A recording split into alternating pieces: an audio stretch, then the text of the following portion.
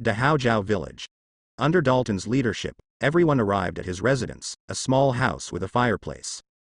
Then it's up to you, Mr. Dalton. If there are any problems, please gather us immediately. The militiamen greeted each other and returned to their respective homes. Dalton has a high reputation here, and the people in the village would greet him with a smile. Mr. Dalton, I support you, the choice of the Heavenly Queen. After dealing with the enthusiastic villagers, Dalton finally led everyone into the house. What does the election mean? As soon as they entered the house, it became much warmer. Dalton brewed a pot of hot tea for everyone and heard Usopp ask this question. As I mentioned earlier, a few months ago, a group of pirates called Blackbeard landed, and at that time, the king abandoned the country and fled to the sea as soon as he learned about it. So, there is no king on this island now. He explained in a low voice. The so-called election is to choose a new king. Upon hearing this, the Straw Hat crew frowned. Vivi was even stunned and angrily gritted her teeth, saying, "Is this considered a ruler of a country? He actually abandoned his people and fled." In her opinion, it was simply unreasonable. A king who couldn't protect his people didn't deserve to be called a king. Luffy, on the other hand, could understand this girl's feelings. This little girl dared to go undercover in Baroque works at the age of 14, living up to her princess status in the words she spoke at this moment.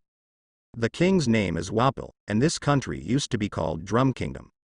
Perhaps influenced by Vivi's words, Dalton unconsciously said a few more words. It used to be one of the world's leading medical countries, but this person drove away all the doctors in the country for the sake of his own rule, leaving only 20 people to serve him. And if the citizens want medical treatment, they have to beg him. It's outrageous. Can someone like this really be a king? Vivi was so angry that she clenched her fists. Wait. Doesn't that mean there are no doctors here now? Usopp discovered a loophole. No, there is still one, Dr. Kureha. Dalton pointed outside the window and whispered, "Can you see the 3 mountains? The one in the middle is the king's palace, and that old witch is living there now." Sanji squinted his eyes and gazed for a moment. Through the thick snow, he could barely see the shadow of a castle. How can we get up there with such height? Even if we use moonwalk, we will run out of strength halfway. There should be some kind of cable car or mountain climbing facility, right? After all, it's the king's palace, there must be a convenient way to go up the mountain. I'll go. Luffy smiled and said, "Kaya, I'll take you up. As for you guys, just stay here for now." "Oh, Luffy, it's up to you." Zoro sat on the side, holding a cup of hot tea, nodding leisurely. Dalton immediately said, "If you want to go up the mountain, it's best to go from the back of the mountain. If you go up from the front of the village, you will encounter Rabin." Before he could finish, Kaya had already followed Luffy out of the house. "What is Rabin?" Nami asked curiously. "It's a ferocious rabbit." "A rabbit? Then it's okay." "No, it's a ferocious one." Dalton opened his mouth, but saw that this group of people had no sense of panic at all and had great trust in Luffy. Not to mention the idle talk inside the house. Kaya followed Luffy and walked towards the central peak, braving the wind and snow. After leaving the syrup village, the snow on the ground became thicker and thicker. With each step, it could even reach the knees. Kaya, who was weak and sickly, had already started to pant with a red face after walking less than 100 meters. Luffy had to turn around and said with a speechless face, "Let me carry you. If you walk by yourself, it will be dark by the time we get there." Kaya blushed slightly, looked at Luffy who was already ready to carry her, and without being too coy, gently leaned on Luffy's back, her hands wrapped around his neck. "You're so light," Luffy said in surprise, much lighter than Nami. "I'm sorry." "Why apologize?" Luffy carried Kaya on his back and walked calmly. "I'm causing you trouble again, Mr. Luffy. Indeed, how should I thank you?" Kaya's heart raced, and she suddenly dared not speak further. As they walked, in the wind and snow ahead, rabbits with red eyes and standing on their hind legs suddenly appeared. The rabbits were large in size and had a very fierce expression. "Mr. Luffy." Kaya held on even tighter, feeling nervous. Luffy continued walking without stopping, leaving footprints behind, and at the same time, his conqueror's haki instantly intimidated the surrounding area for kilometers. In an instant, nearby creatures all fainted. "Wow, amazing." Kaya blinked her eyes. "Is this conqueror's haki?" Having traveled from East Blue to the Grand Line, She didn't have a very clear understanding of Luffy's strength, only knowing that he was strong and formidable. This time, witnessing Conqueror's hockey firsthand, she truly understood that Mr. Luffy was even more formidable than she had imagined. Now that you've recovered, what do you want to do in the future? Luffy smiled, so that the girl wouldn't feel bored. He decided to chat with her a bit more. Plans for the future. Kaya tilted her head and thought for a moment, then lightly smiled and said, I want to become a doctor. Only those who have tasted the bitterness of pain can understand the importance of showing kindness to others. Miss Kaya, you are a gentle girl. Kaya widened her beautiful eyes in surprise. Occasionally, Mr. Luffy would say something that struck a chord in her heart. She felt a kind of understanding. She covered her mouth and chuckled. Mr. Luffy, why did you want to bring me to the Grand Line to seek medical treatment when we were in Syrup Village? I can't do anything on the ship, I'm really just a burden to you. As she said that, she leaned her head against Luffy's shoulder and softly murmured, like a mosquito. Mr. Luffy, you are the truly gentle one. Upon hearing this, Luffy chuckled silently. You see, if he were Usopp, Kaya would already be a mother by now. When the two arrived at the foot of the mountain, the blizzard grew stronger, and they could hardly see the scenery a few meters away. Feeling the trembling on her back, the cold pierced through her coat, and the bone-chilling cold turned Kaya's face red. She raised her head slightly and looked at the mountain peak ahead. The almost vertical mountain wall extended upward at a 90-degree angle from the ground, disappearing into the blizzard. So high. If I were alone, I wouldn't have a clue how to get up there. Hold on tight. With a single thought, Luffy instantly transformed into Gear 4th. His hair turned into white flames, burning brightly. Lying on Luffy's back, Kaya felt the coldness disappear and instinctively held on tighter, seeking more warmth. So warm, unlike her reaction, Luffy could only complain that Nami wasn't there. Let's go. With a reminder, the snow beneath Luffy's feet turned into rubber. He slightly bent his knees and then leapt up, shooting into the air. Swoosh. Like a bolt of lightning, he shot straight up. Ah! Overwhelmed by the excitement, Kaya let out a cry of surprise. As the bouncing force gradually weakened, white flame clouds formed beneath Luffy's feet. With another burst of power, he soared to the mountaintop in one breath. Huff. Huff. Kaya, frightened, closed her eyes and breathed lightly through her mouth. Only when she felt stable did she dare to slowly open her eyes. We're here. What a beautiful castle! Kaya exclaimed in awe. Before their eyes was a large castle covered in snow, just as exquisite as they had imagined. Luffy walked up to the castle gate and knocked a few times. After waiting for quite a while, a door crack opened from inside. Then, a horn and half of a deer's head poked out from the door crack. A reindeer. Kaya blinked her eyes. It was a reindeer with a blue nose, wearing a round red hat on its head. It seems like the reindeer was scared, with cold sweat appearing on his face. In the next moment, he arched his nose and with a bang, closed the door. He got scared. Luffy laughed. Is that so? Kaya quickly apologized. I'm sorry, please open the door. Maybe it's a tanuki, I heard tanukas are socially anxious. As soon as the words fell, the door was opened again. I'm a reindeer. I'm definitely not a tanuki. Can't you see that I'm a reindeer? He opened his mouth to express his dissatisfaction, then let out a sigh and hid behind the door. He spoke, Kaya exclaimed, covering her mouth. Luffy pushed the door open and the reindeer couldn't stop him at all. Panicking, he stepped back and shouted, Who are you? What are you doing here? I'm Luffy, she's Kaya. We're here to find a doctor named Dr. Qiwuhai. This is a token given to her by an acquaintance. As he spoke, Luffy took out the paper that Crocus gave him at Twin Cape and showed it to the reindeer. The reindeer stared at it for a moment and was immediately stunned. Then, he picked up the paper with his mouth, turned around quickly, and ran off. Wait here, I'll go get Dr. Qiwuhai, leaving the two behind. Kaya said in surprise, there really are animals that can talk in the world. How cute, I wonder what kind of person the witch here is. Not long after, the two met the so-called old friend. An energetic old lady, wearing a purple jacket, purple leather pants, and 2 decorative glasses on her head. Crocus sent you, right? Follow me. The two followed her and arrived at a room. It's not really a sick room, but rather a relatively large bedroom. Dr. Qiwuhai glanced at Luffy and said, It's quite impressive that you climbed up here in the blizzard, but it's about time to put the patient down. From my perspective, she's not so sick that she can't walk. Upon hearing this, Kaya blushed like a monkey's butt. She hadn't even thought about getting off Luffy's back because it was so warm. I'm sorry. Please put me down, Mr. Luffy. Luffy put her down and also released his Nika form. He said to Kureha, please help check on her condition. Kureha had Kaya sit down and began to inquire about her illness. Kaya cooperated well. Luffy suddenly had nothing to do. He turned his head and saw a little deer head poking out at the door, curiously observing. Unlike its previous form at the castle gate, the deer was now standing on 2 feet and had transformed into a cat. Luffy grinned and immediately walked towards it. The deer got scared and quickly hid. However, while it hid its head, its body was still exposed, making its actions look very funny. What's your name? Luffy squatted down and asked with a smile. Aren't you afraid of me? Chopper said dumbfoundedly, my name is Tony Chopper. Why should I be afraid? You're a talking raccoon cat who ate the human fruit.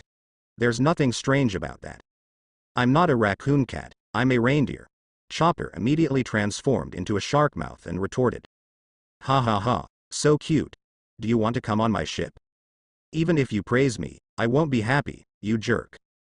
Because he was too happy, his whole body twisted. At this moment, the voice of Kureha, who was treating Kaya, came through.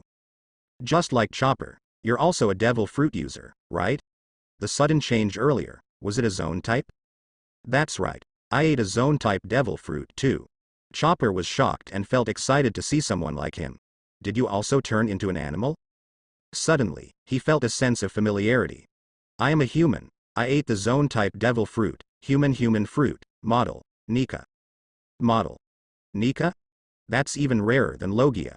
Kureha glanced at Luffy unexpectedly, lost in thought. Chopper felt like he was struck by lightning.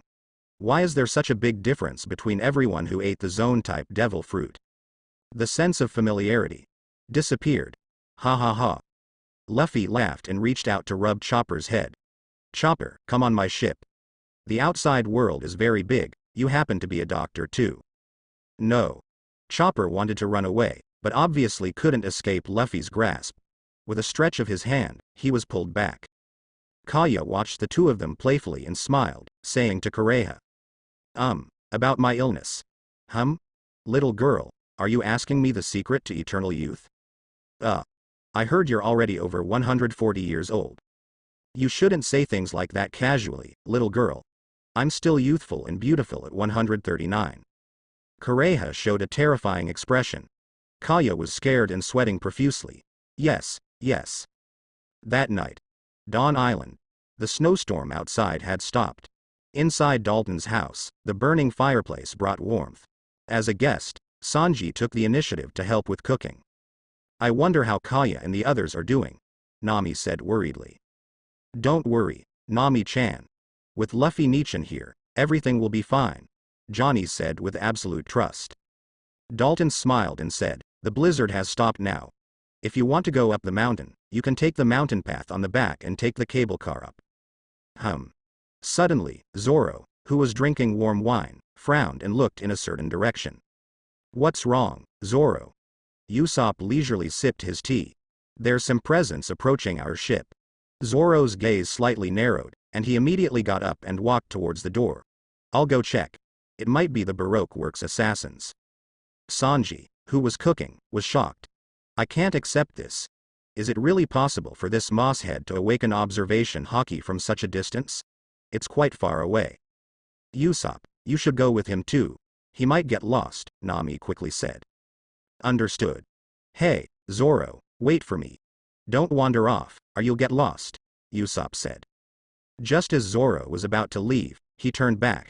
Who would get lost? At the same time, at the docking point of the Sunny and the Mary. In the Mary's warehouse, a tall woman appeared at the door. So everyone's here? She raised her eyebrows. These people are really slack. They didn't even send anyone to guard. The sleeping prisoners all opened their eyes. Miss Doublefinger.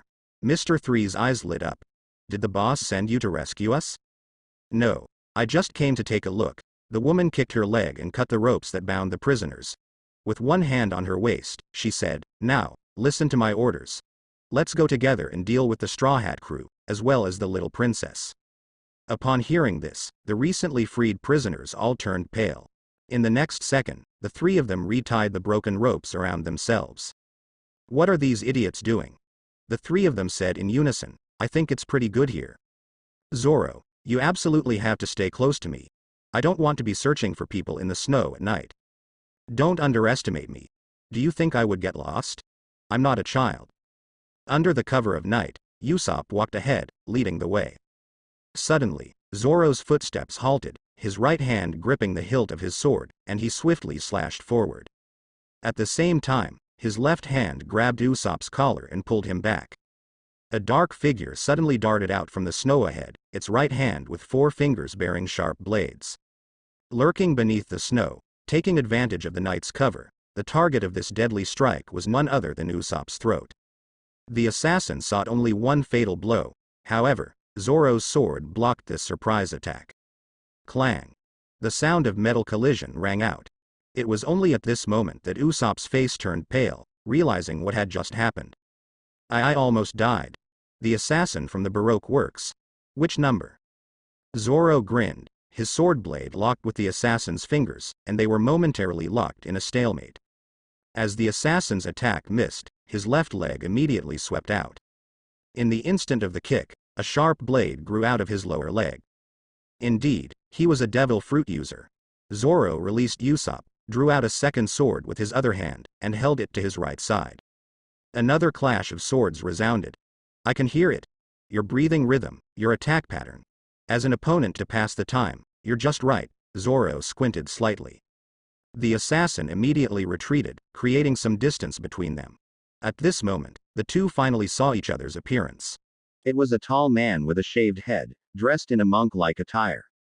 The sides of his chest had snake patterns, and the character, was tattooed on his chest. Number 1. Zoro, who was practically illiterate, recognized the character. Mr. 1 remained silent, his gaze first landing on Zoro, then quickly shifting to Usopp. Roronoa Zoro, member of the Straw Hat Pirates, with a bounty of 19 million, and a pirate hunter. The long-nosed one next to him is not on the wanted list. Rather than dealing with a slightly more formidable opponent, he prioritized taking care of the other one. With this thought in mind, he swiftly darted forward, closing in on Zoro. Zoro immediately counterattacked, his blade slashing from the upper right to the lower left. However, Mr. 1 didn't dodge or evade, instead using his body to withstand the attack, while his right palm, like a dagger, stabbed straight towards Usopp's chest. "Is your target me?" Usopp exclaimed, bending backwards and propping himself up with his hands. The sharp fingers barely grazed his abdomen, almost cutting through his clothes. "What do you mean?" Zoro's expression turned sour, and he immediately thrust his sword held in his left hand. Ding! As if sparks were flying, Mr. 1 was pushed back several meters by the sword strike, rolling twice in the snow before quickly standing upright again. "So tough. What is that?" Zoro frowned and said, "Usopp, step back." "Oh, leave the support to me." Usopp rolled and crawled, quickly moving to a safe distance and hiding behind a tree. He took out his slingshot, ready to support Zoro at any moment. "Roronoa Zoro, with your sword, you can't harm me." Mr. 1 spoke for the first time, his tone calm. "I am Mr. 1, who ate the Supa Supa no Mi devil fruit. Any part of my body can turn into a blade.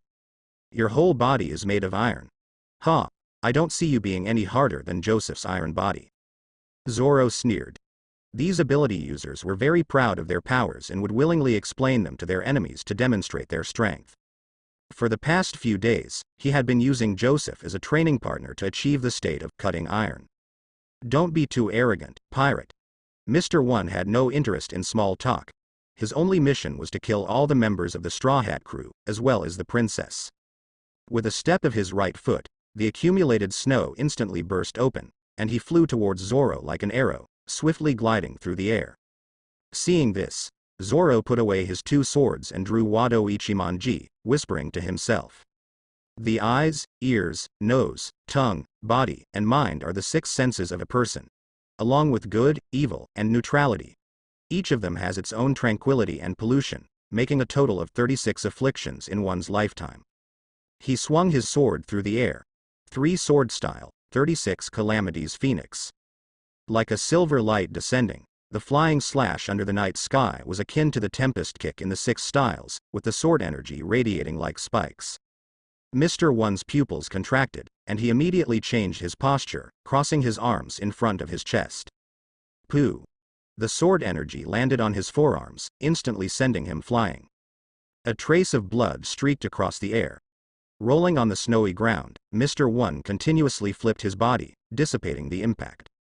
You have actually reached the realm of cutting iron. After stabilizing his posture, he half squatted and exclaimed in astonishment.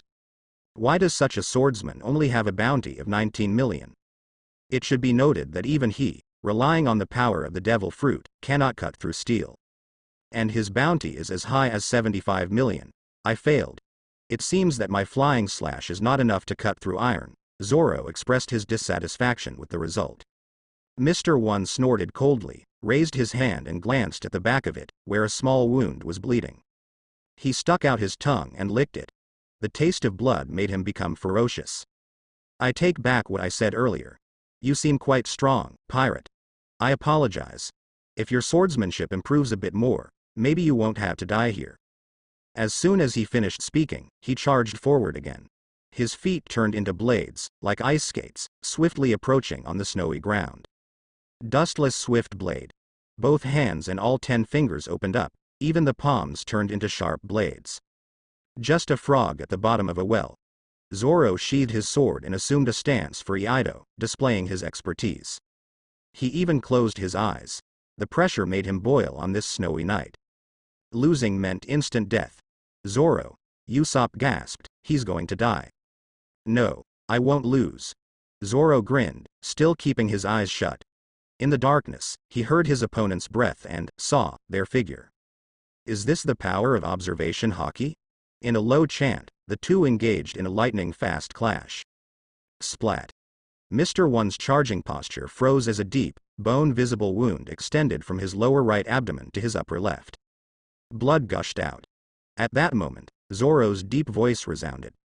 Ichida Ria, Ei, Shishi Sunsun, the castle. Crew member Zoro awakens observation hockey, rewarded with 3,000 adventure coins. Luffy, who was playing with Chopper, suddenly saw a system notification. He paused for a moment, then burst into laughter. As expected of the captain of the Straw Hat Pirates, well done. Adventure coins 2665 of 5,665. Getting rich. He really looked forward to when Zoro would awaken Conqueror's hockey, wondering how much reward he would receive. Dr. Kureha's voice sounded. Your illness can be easily resolved. Really? Kaya exclaimed in surprise. It's not easy to solve either. Ah. Kaya was stunned. What could it be? Kureha laughed sharply, like a witch. Healing is a long process. Besides medication, you also need to go out and see the beauty of this world, adjust your mood, and not keep yourself locked in a room all the time. That won't help you recover. How do you know? Kaya looked astonished. Because I am a doctor, Kureha giggled mischievously, getting up and saying, Luffy, that's your name, right? Monkey D. Luffy. Luffy put down Chopper and stated his full name. Is that so? Monkey D. Garp is your relative? He's my grandfather. Hee. The descendant of a hero, huh? The old witch beckoned for Chopper to come over. You said you ate the Nico no Mi, the sun god Nico's legendary fruit.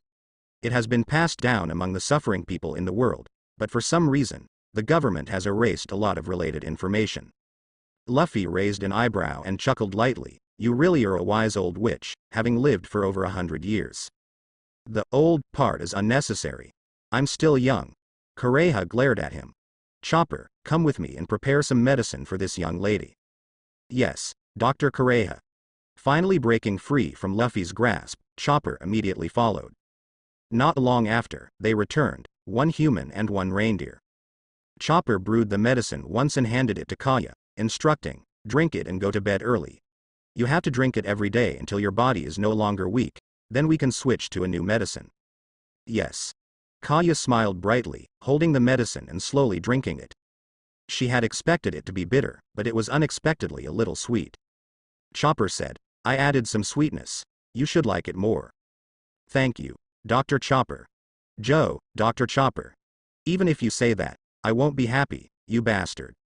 I'm so happy that I'm twisting around. Kaya smiled lightly and lay down on the bed according to the doctor's orders. Luffy walked over and covered her with a blanket. Don't disturb the patient's rest. Let's talk about the medical fees. Chopper, you come with me. Dr. Kureha called the two of them and left the ward. They arrived at the castle's dining room. The old witch even prepared a sumptuous meal. Luffy didn't hesitate and happened to have not eaten dinner. You're a pirate, right? I'm the captain of the Straw Hat Pirates. Is there a doctor missing on your ship? Isn't that obvious? If there was a doctor on my ship, would I come here? Luffy rolled his eyes. He. You have a point. Drive Kureha chuckled a few times, not angry. The girl's condition is not easy to handle. It requires years of recuperation and a dedicated doctor to continuously monitor her condition. Saying this, she pointed to Chopper happily eating cotton candy on the side. This kid's medical skills are not worse than mine. I can let him join your ship. Chopper felt like he was struck by lightning, tears welling up in his eyes. Dr. Kureha, don't you want me anymore? You idiot, I'm asking you to go on a medical mission. Come back early when the girl's illness is cured. The old witch, who treated Chopper like her own child, understood Chopper's personality too well. Sure enough, with just a few words, Chopper was able to accept it. So that's how it is, a medical mission. Am I becoming an independent doctor? But, I'll miss you, Dr. Kureha. You're really stupid. You can use a Den Mushi to contact me. Oh, I see. In just a few words, Chopper was completely fooled and lost his bearings. The old witch chuckled and said, so, shall we proceed with the examination? Encountered an opponent. The old witch is quite formidable. I'm afraid it's going to cost a lot. How much money do we have? Because Nami has always been in charge of the ship's finances, he doesn't know, but it should be in the tens of millions. The 1 billion berries that Nami saved up before were all left to the villagers of Kokuyashi village. However, the money issue is not a big problem. Please go ahead. Money means nothing to me, said Dr. Kureha, crossing her legs and extending 2 fingers. I have only 2 requests. First, I don't know why the government wants to erase the legend of Nika, but there must be some huge problem behind it. I don't care about your life or death, but I don't want Chopper to die on your ship. Second, if possible, help him with his dream. Just knowing a little about the legend of Nika and the fact that the government buried it can infer some problems. Luffy couldn't help but think that when the old witch was young, she might have been a notorious and ruthless character. As for Chopper's dream, to develop a universal medicine. I understand, I promise you. He. Then I'll trust you for now, Garp's grandson. Do you know my grandfather? No, I just used to see that name in the newspapers when I was young. You're still young, Dr. Kureha. You're quite eloquent, child. The next day, early in the morning, Luffy left the palace with Kaya. Dr. Kureha and Chopper also accompanied them, as Chopper was going on a medical mission on the ship for several years, and the old witch was seeing them off. Because he was fooled by the old witch, Chopper reluctantly accepted the fact that he had to leave. When everyone arrived at the Big Horn village, Dalton informed them that the Straw Hat crew had returned to the ship. Afterwards, Dalton accompanied a few people to the docking point of the Naho. As soon as they met, Nami told him that there were 2 more prisoners on the ship. Last night, Mr. One was defeated by Zoro and his partner. Nami found it amusing. That woman called Miss Doublefinger originally wanted to release the prisoners, but the prisoners didn't want to get involved. They clashed and the prisoners ended up dealing with them. Not only did they not want to get involved, they didn't even want to escape. They stayed put, obediently, temporarily avoiding being killed. Mr. 5 suggested taking the Straw Hat's merry-go and escaping directly from the sea. But one sentence from Mr. 9 scared them off. If they didn't want to be eaten, they should stay put. So the prisoners were all very obedient. They worked together to defeat Miss Doublefinger, successfully gaining 1 more prisoner. Not bad, very obedient.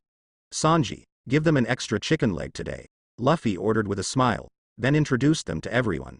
This is our new crew member, the skilled doctor, Tony Chopper.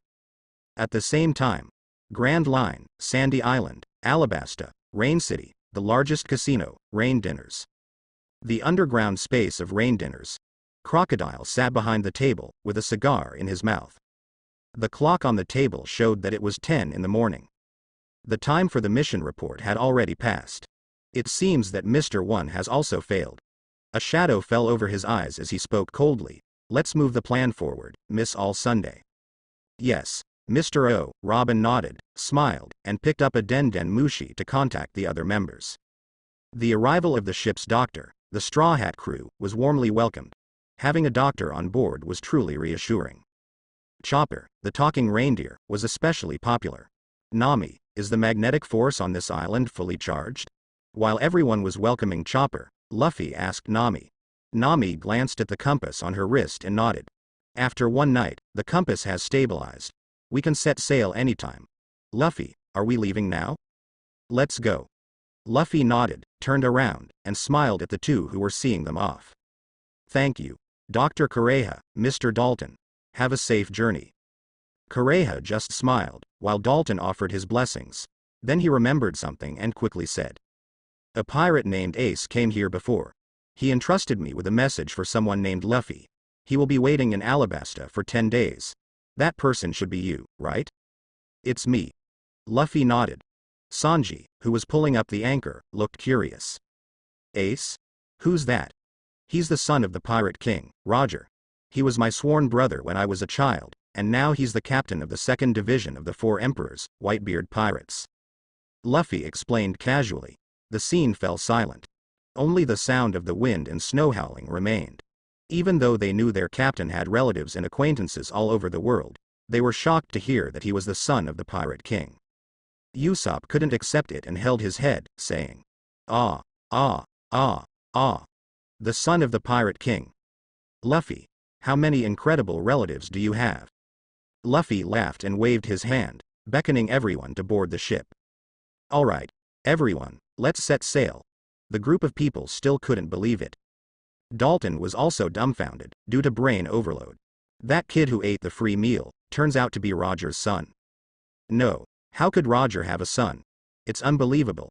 The government back then killed countless pregnant women around the world, including some newborn babies, all wiped out. Dr. Kureha muttered thoughtfully, they actually left behind descendants?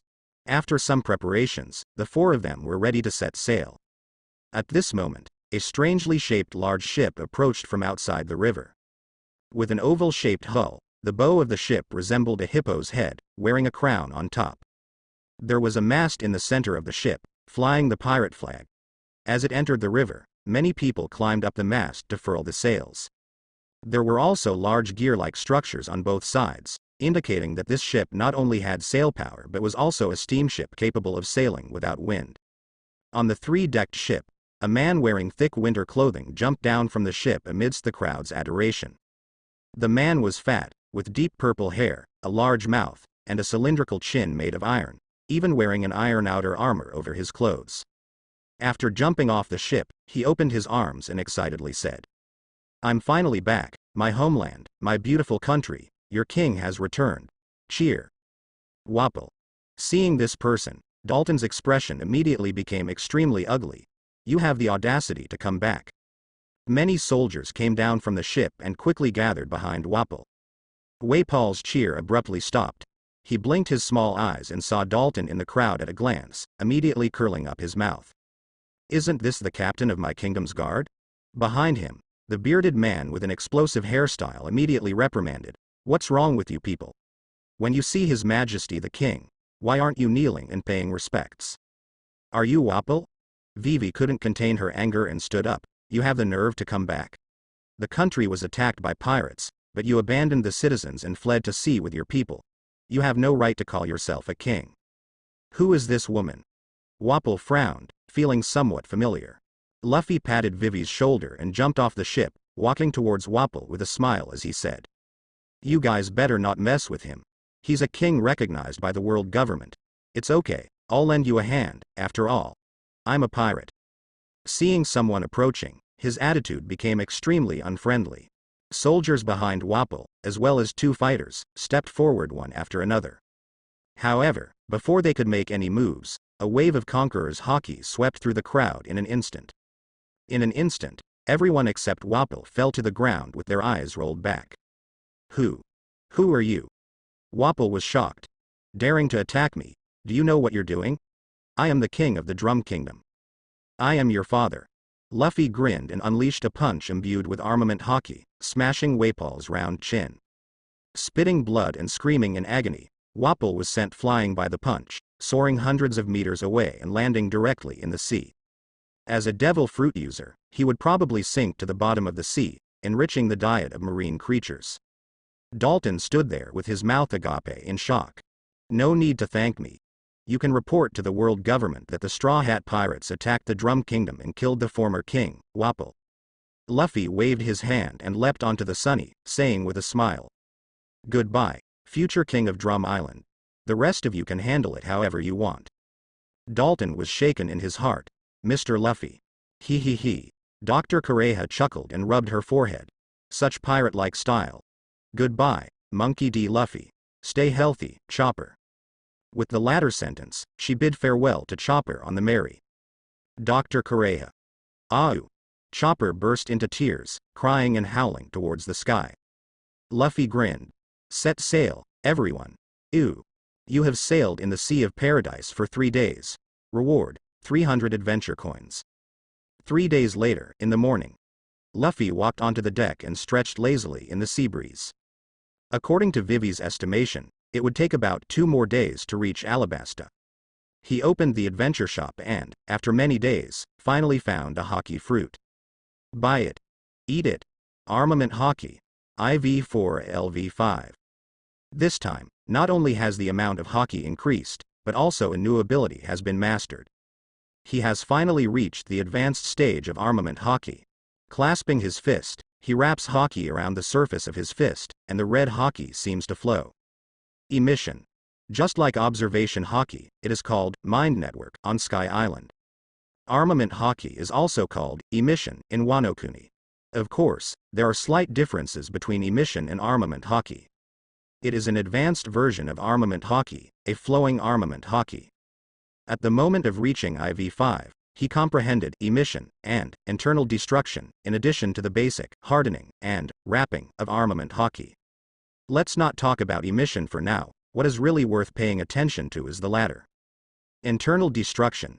It can emit armament haki, penetrate the surface of an object, and directly destroy its interior. This way of using armament haki is very advanced. To give a comparison, it is similar to the true damage that ignores defense in games.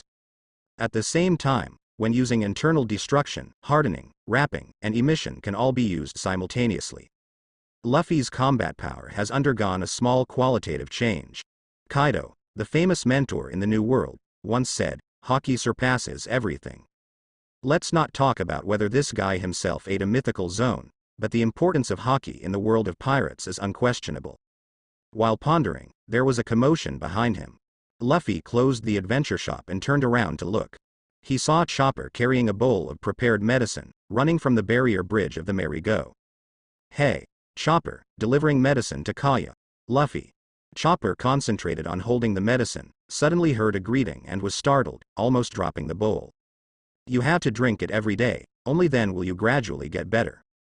Kaya's message, in the library, go quickly. Watching Chopper enter the cabin, Vivi and Nami subsequently arrived on the deck. Luffy. Good morning, Mr. Luffy. They greeted one after another. Nami closed her eyes and sensed the atmosphere with her body, then smiled and opened her eyes. The weather ahead is good, it will be a peaceful voyage today. Don't let your guard down, Miss Nami. The weather in the Grand Line is unpredictable. Only in the waters near the islands will it be relatively stable. Don't worry, Vivi. We'll reach Alabasta in 2 days. The two women walked to the edge of the ship, breathing in the fresh air, feeling extremely relaxed. At this moment, the sound of seagulls came from the sky, and a news bird landed. The intelligence of news birds is high, with a news package hanging around their necks. It used its beak to take out a newspaper from the package. Vivi walked over and stuffed a coin into its mouth. Thank you. Here's 100 berries for you. The news bird flew away contentedly. Vivi picked up the newspaper and started reading. the smile on her face gradually disappearing, and her hands holding the newspaper trembled slightly. What's wrong? Nami noticed her friend's small movements. Ah. Alabasta, there's a rebellion. Vivi's face turned pale. 100,000 Royal Army soldiers have defected. The original Royal Army had 600,000, and the Rebel Army has 400,000. Now. The numbers on both sides are equal. Her voice trembled. King Cobra is in danger. Father encountered an assassination by rebel soldiers. Nami was also surprised. Luffy walked over, took the newspaper from Vivi's hand, glanced at it, and nodded. It seems that Crocodile acted in advance. Is it because the operation on Drum Island failed? Nami hurriedly asked. The eternal pose was given by him, and he also arranged assassins in advance, so he knows our location clearly. The enemy is not stupid either.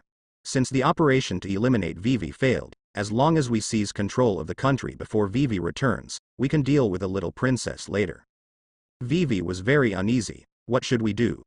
Father was assassinated, and the news says that the Royal Army has erupted into a full-scale war with the Rebel Army. There's no time. It's something we expected. Luffy was not surprised by this. The content in the news happened yesterday. There's no use in being anxious now. Luffy-san. Vivi bit her lip hard, completely at a loss.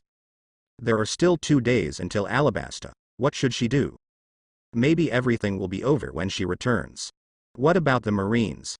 We've already reported to the Marines, and it was to the highest level, Admiral Sengoku. What about their actions? It has been 8 or 9 days since we reported from Whiskey Peak, and there has been no feedback. Vivi showed a look of despair. Luffy. At this moment, Nami said helplessly, you must have a solution, don't bully Vivi. Upon hearing this, a glimmer of hope appeared in Vivi's eyes as she looked at Luffy with an expectant gaze. Oh dear, she has become a little fangirl now. Luffy muttered in his heart and handed the newspaper to Nami, saying, it's too late to take a boat there. I'll fly Vivi over directly, and you all sail at full speed to catch up as soon as possible. Upon hearing these words, Nami was immediately startled. She grabbed Luffy's hand and said nervously, are you planning to fly over there in your Nico form? And with someone else? Can your stamina handle it? Once your stamina runs out, you'll fall into the sea.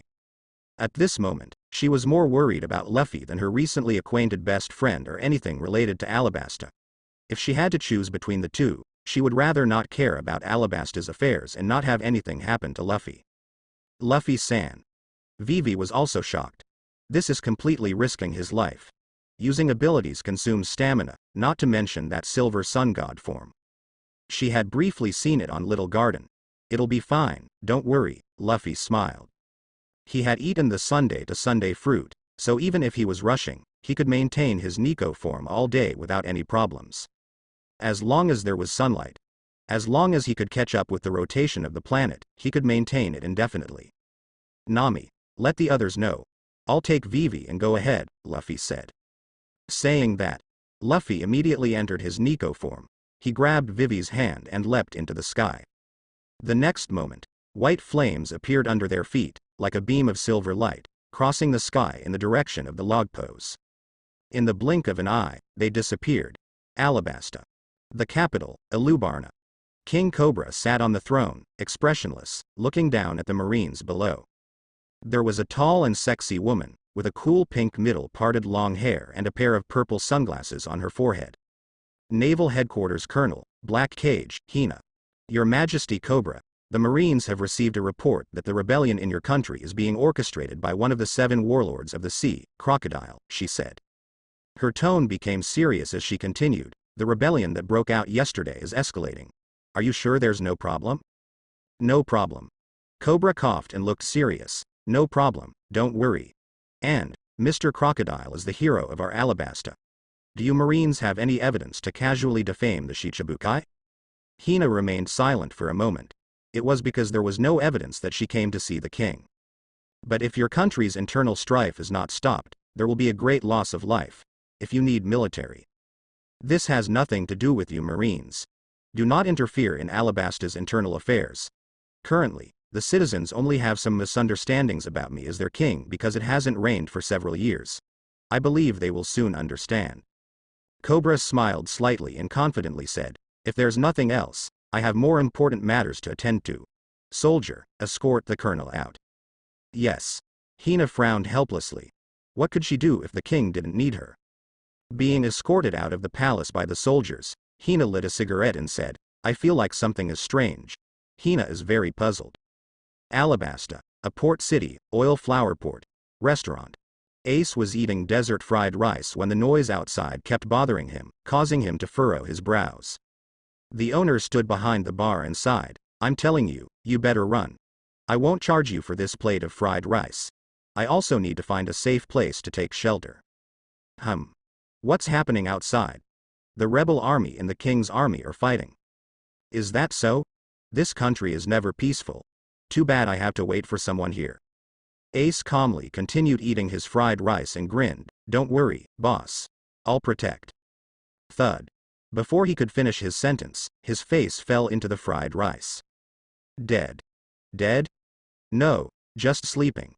The owner was startled, shook his head, and no longer paid attention to him. He promptly ran away. In a certain airspace, Luffy held Vivi in a princess carry and flew rapidly towards the direction of the Alabasta Kingdom from an altitude of over 4,000 meters. Whenever a white flame appeared beneath their feet, they would instantly burst into an extremely fast speed, leaving a trail in the air. Afterwards, the speed would decrease, and they would enter the next jump, repeating this process. For the going merry in the Thousand Sunny, it would take them 2 days and 2 nights to travel, but for Luffy in his gear's second form, it would only take 20 minutes. This was still the result of him intentionally slowing down. If he disregarded his physical stamina and went all out, he could arrive in as little as 5 minutes. Vivi tightly closed her eyes and screamed in fear. She buried her head into Luffy's chest and said, Luffy-san, can you slow down a bit? It's too fast. If you don't hold on so tightly, I can go even faster. He joked, but Luffy still slightly slowed down. If the princess wasn't in a hurry, then he wasn't either. Feeling the weakening wind blowing against her, Vivi gasped for breath and slightly opened her eyes. The first thing she saw was the face of the man holding her. His gaze was firm, his forehead covered in sweat, and he was breathing slightly heavily. Vivi bit her lip, feeling as if something soft in her heart had been struck. For him, this journey was extremely dangerous. As a devil fruit user, if he exhausted his stamina and fell into the sea, the consequences would be unimaginable. But even so, after realizing the urgency of the situation, he didn't hesitate and brought her along without a second thought. I'm sorry, Luffy-san. You must be tired. Vivi unconsciously held on tighter and spoke in a gentle tone, like a spring of water. I'm causing you trouble, but I'm scared myself. I'm not tired. Luffy laughed and shook his head. The reason he was sweating was because it was hot. You're holding on too tightly, so anyone would feel hot. But when Vivi heard this, it had a completely different meaning. He was being strong, not wanting to worry me. Vivi was deeply moved, and if it weren't for the national affairs she was pretending to be concerned about, she would be even more touched. I understand now, I won't be afraid. This height is nothing, she said, taking a deep breath and sounding more determined. Mr. Luffy, please accelerate to the fullest, I can handle any speed, she continued. Are you sure? Even I might not be able to control it if I go all out. I might end up hurting you, Luffy replied. Please accelerate. Vivi said earnestly. If you run out of stamina, I'll carry you, she thought to herself. She knew the moonwalk technique, although she had never tried carrying someone while using it. But if something unexpected happened, she would definitely endure it. In that case, I'll speed up, Luffy said. With a thought from Luffy, Haki formed an invisible shield around him. In an instant, a white flame cloud appeared beneath their feet, larger than before. Boom. After a loud roar, their speed reached a new limit. The sound couldn't catch up with them at this moment and was left behind. Supersonic speed, but it only lasted for less than a second before quickly fading. Vivi nervously held her breath and looked down at the sea below. In the blink of an eye, the sea kings that had surfaced disappeared. But she didn't feel the wind pressure, it was blocked by Haki. Vivi's eyes trembled slightly. She gradually withdrew her gaze and stared blankly at the face that was close to her. Then she closed her eyes and rested her head on his chest. In silence, time passed. I see it, Alabasta, Luffy said softly. The distant island rapidly expanded in their field of vision until, with a loud crash, they collided with it directly. To be precise, it collided with a building. A port city, rapeseed flowers. A restaurant. Ace suddenly raised his head, his face covered in grains of fried rice from the desert. He rubbed his eyes and became slightly more awake. Not good, I fell asleep again. Huh? Where's the boss? Not seeing the boss, he didn't pay much attention and lifted the spoon to his mouth. While chewing the delicious fried rice, he silently released his observation haki. He heard many sounds. The panicked voices of the people, sweet words from some individuals, the sound of the military running in formation, and in the distance, the sound of horse hooves. It's really chaotic. When will Luffy come?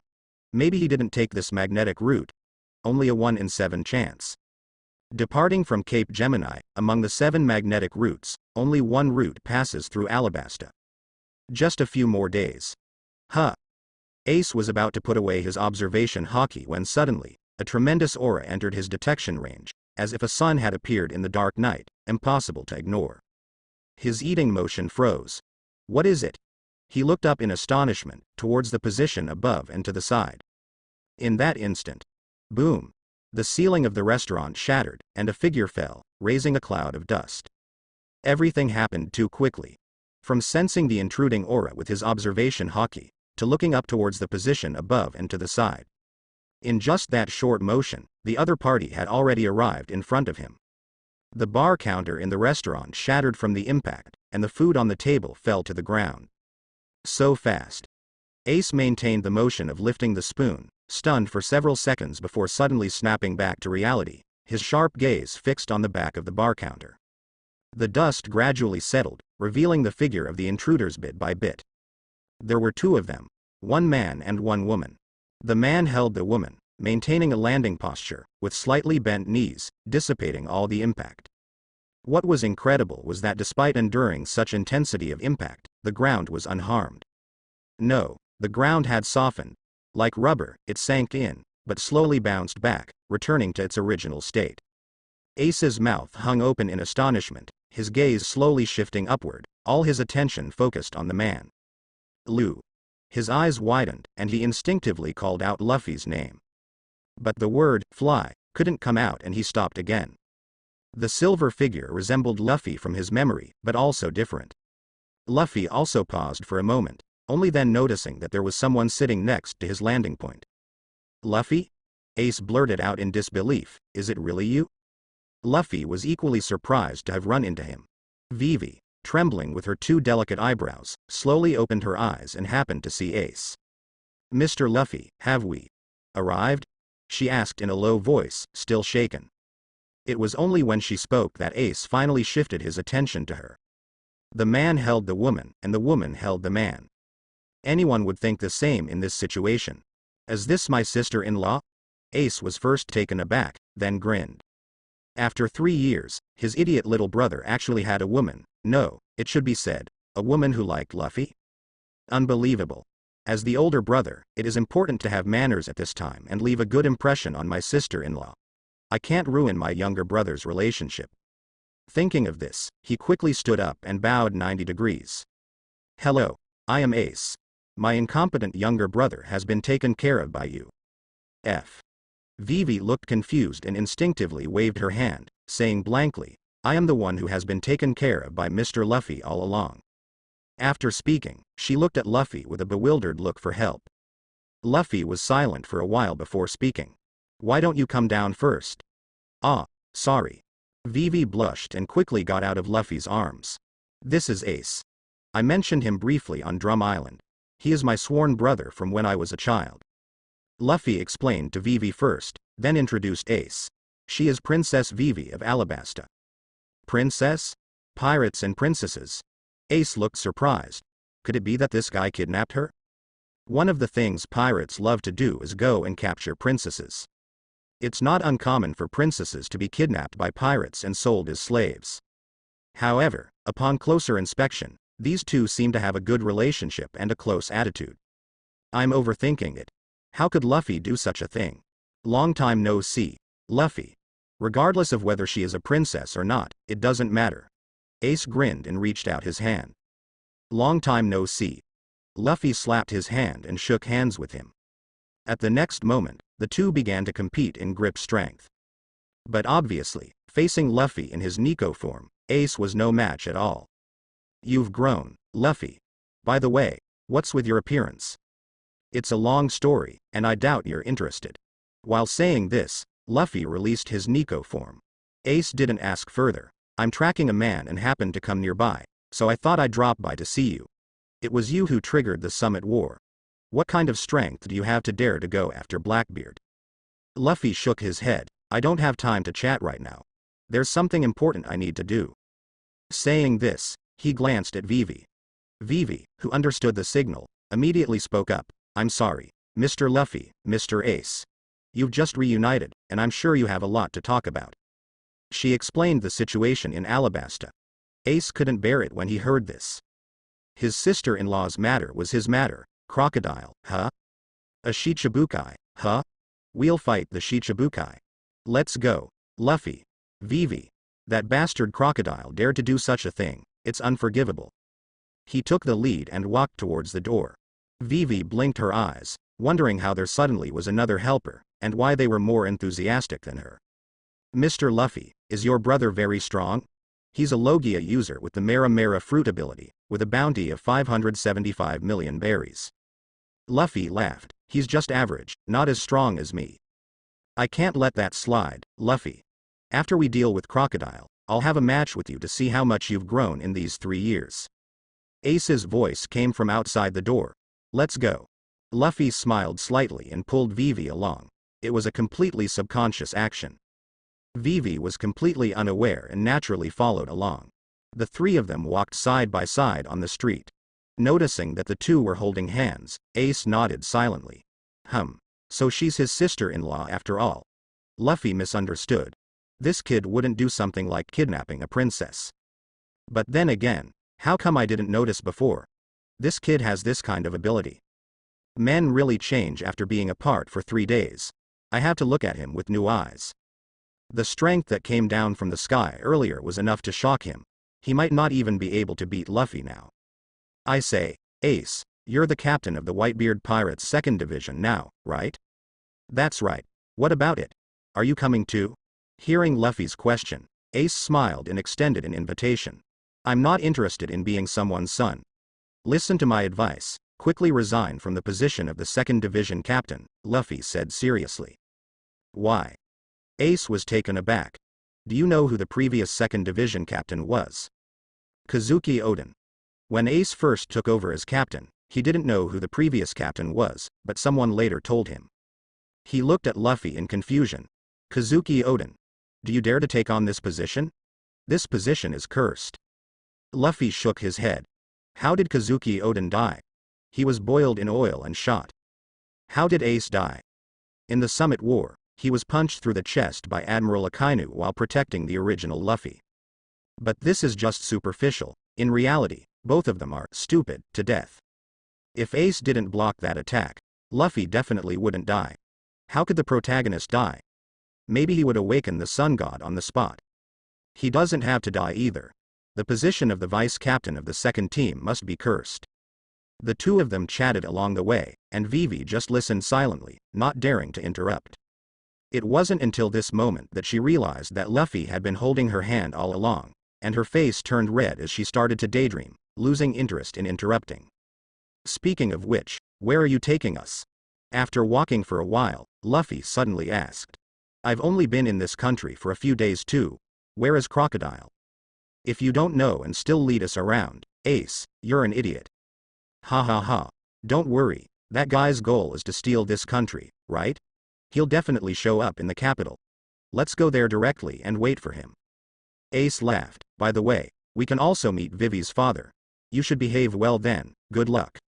Upon hearing this, Vivi finally came to her senses and immediately remembered her father being assassinated yesterday. I'm very worried about my father's situation. If we go to Alubarna from here, it's in this direction. She pointed to the north.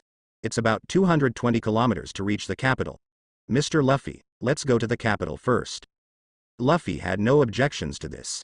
Then let's go. Immediately, the three of them headed towards the direction of the capital on foot. Thinking about Vivi's father. Nefertari Cobra. No, the correct name is Nefertari D. Cobra. Luffy also happened to have a place he was very interested in and wanted to ask about it. This question was more important than Crocodile. Alabasta is a desert country. After leaving the port city of Qiwuhai, it didn't take long to enter the vast desert. Even in the morning, the sun in the sky still made people sweat profusely, with temperatures reaching 40 to 50 degrees. The sunlight shining on the sand dunes created a mirage-like distortion in the atmosphere. Luffy had to take off his coat, leaving only a relatively cool outfit. Luffy, let me carry it for you. Vivi took the clothes that Luffy had taken off. Luffy, of course, didn't hesitate to hand over the coat to Vivi. Seeing the girl's troubled face, he said, "Don't worry, your father will be fine."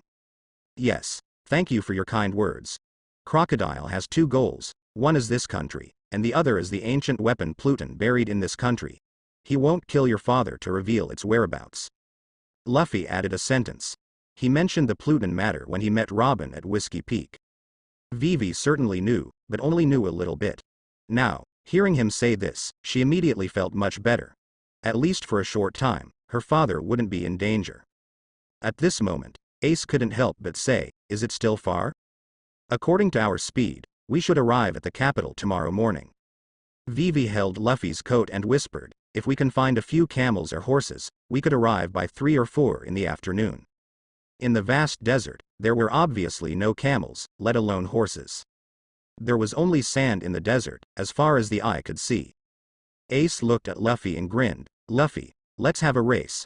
Just like when we were kids, let's see who can reach the capital first." Just a race isn't interesting enough. The loser has to promise the winner a condition. Luffy also laughed. "You think you can beat me? Even a dog wouldn't eat the Mera Mera fruit." 3.2.1 Ace laughed heartily and, as the countdown ended, he ran out first. "You foolish Ududu, you even have to bring a girl with you. I've already won. What are good conditions to propose?" Ace, who took the first step, has already started thinking about the reward after winning. "Mr. Luffy," Vivi said dumbfoundedly. Luffy has already assumed a half-squat position and turned around to signal, "What are you waiting for? Come up quickly." "Huh? Do you want to compete with her brother on your back?" Vivi glanced at Ace, who had already run a distance, and immediately leaned on Luffy's back, her delicate face slightly blushing. "I'm sorry, if we lose, let me take the punishment instead." "I won't lose." Luffy exerted force under his feet and instantly rushed out. Ace, who was originally in the lead, turned his head and saw that he had caught up with his sister-in-law on his back. "Luffy, when did you become so fast?" Ace widened his eyes. "Ha ha ha, you're a Logia, and you want to compete with me, a zone, in terms of physical strength?" Laughable. In the time it took to say a sentence, he had already surpassed Ace. "Aren't you the one who ate the rubber fruit?" Ace was dumbfounded. "It's the Zoana human fruit, a mythical beast Modella Nika form. Rubber fruit is another name for it." Luffy's voice came, but his figure was getting farther away. "Damn, this is too unfair. Not only a zone, but also a mythical beast model." Ace was stunned. After 3 years of not seeing each other, was he going to lose to that Luffy, the one who had never beaten him before? This is unacceptable. Where should Big Brother's face go? Flame car. In an instant, his body burst into flames, like a flaming car accelerating and sprinting. In the blink of an eye, not only did he catch up with Luffy, but he also surpassed him. "Ha ha ha, don't accuse me of cheating, Luffy. Zone inherently strengthens the physique. It's like you using your ability. Me using it once is not considered cheating. In the end, I'm still the winner." "Very well, you forced me. 5th gear, engage." Luffy instantly entered gear 2nd, his silver-white form resembling a gust of wind, and quickly caught up to Ace. "Sorry, Ace, wake up. You can't possibly beat me." He wasn't leading by much, just a little faster than Ace. Just like back in Logatown, where Garp's Haki was only slightly stronger than his. "Awakening. Devil Fruit Awakening." Ace's eyes widened. "That form you used in the restaurant just now, it was your awakened state." Everyone was shocked. In just 3 years, Luffy had awakened his devil fruit. "No, I can't lose." Ace gritted his teeth and accelerated again, holding onto Luffy tightly, refusing to be shaken off. Occasionally, he would surpass Luffy, but quickly be overtaken again. The two of them chased each other, running towards the direction of the capital.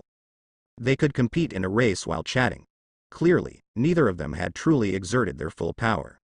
Vivi, who was lying on Luffy's back, was also infected by the relaxed atmosphere between the two, and her anxiety gradually disappeared, replaced by a smile on her face. Go, Mr. Luffy. Several hours later, at noon. Ilubarna, the capital of the kingdom. As the capital of the kingdom, this city was built on high ground.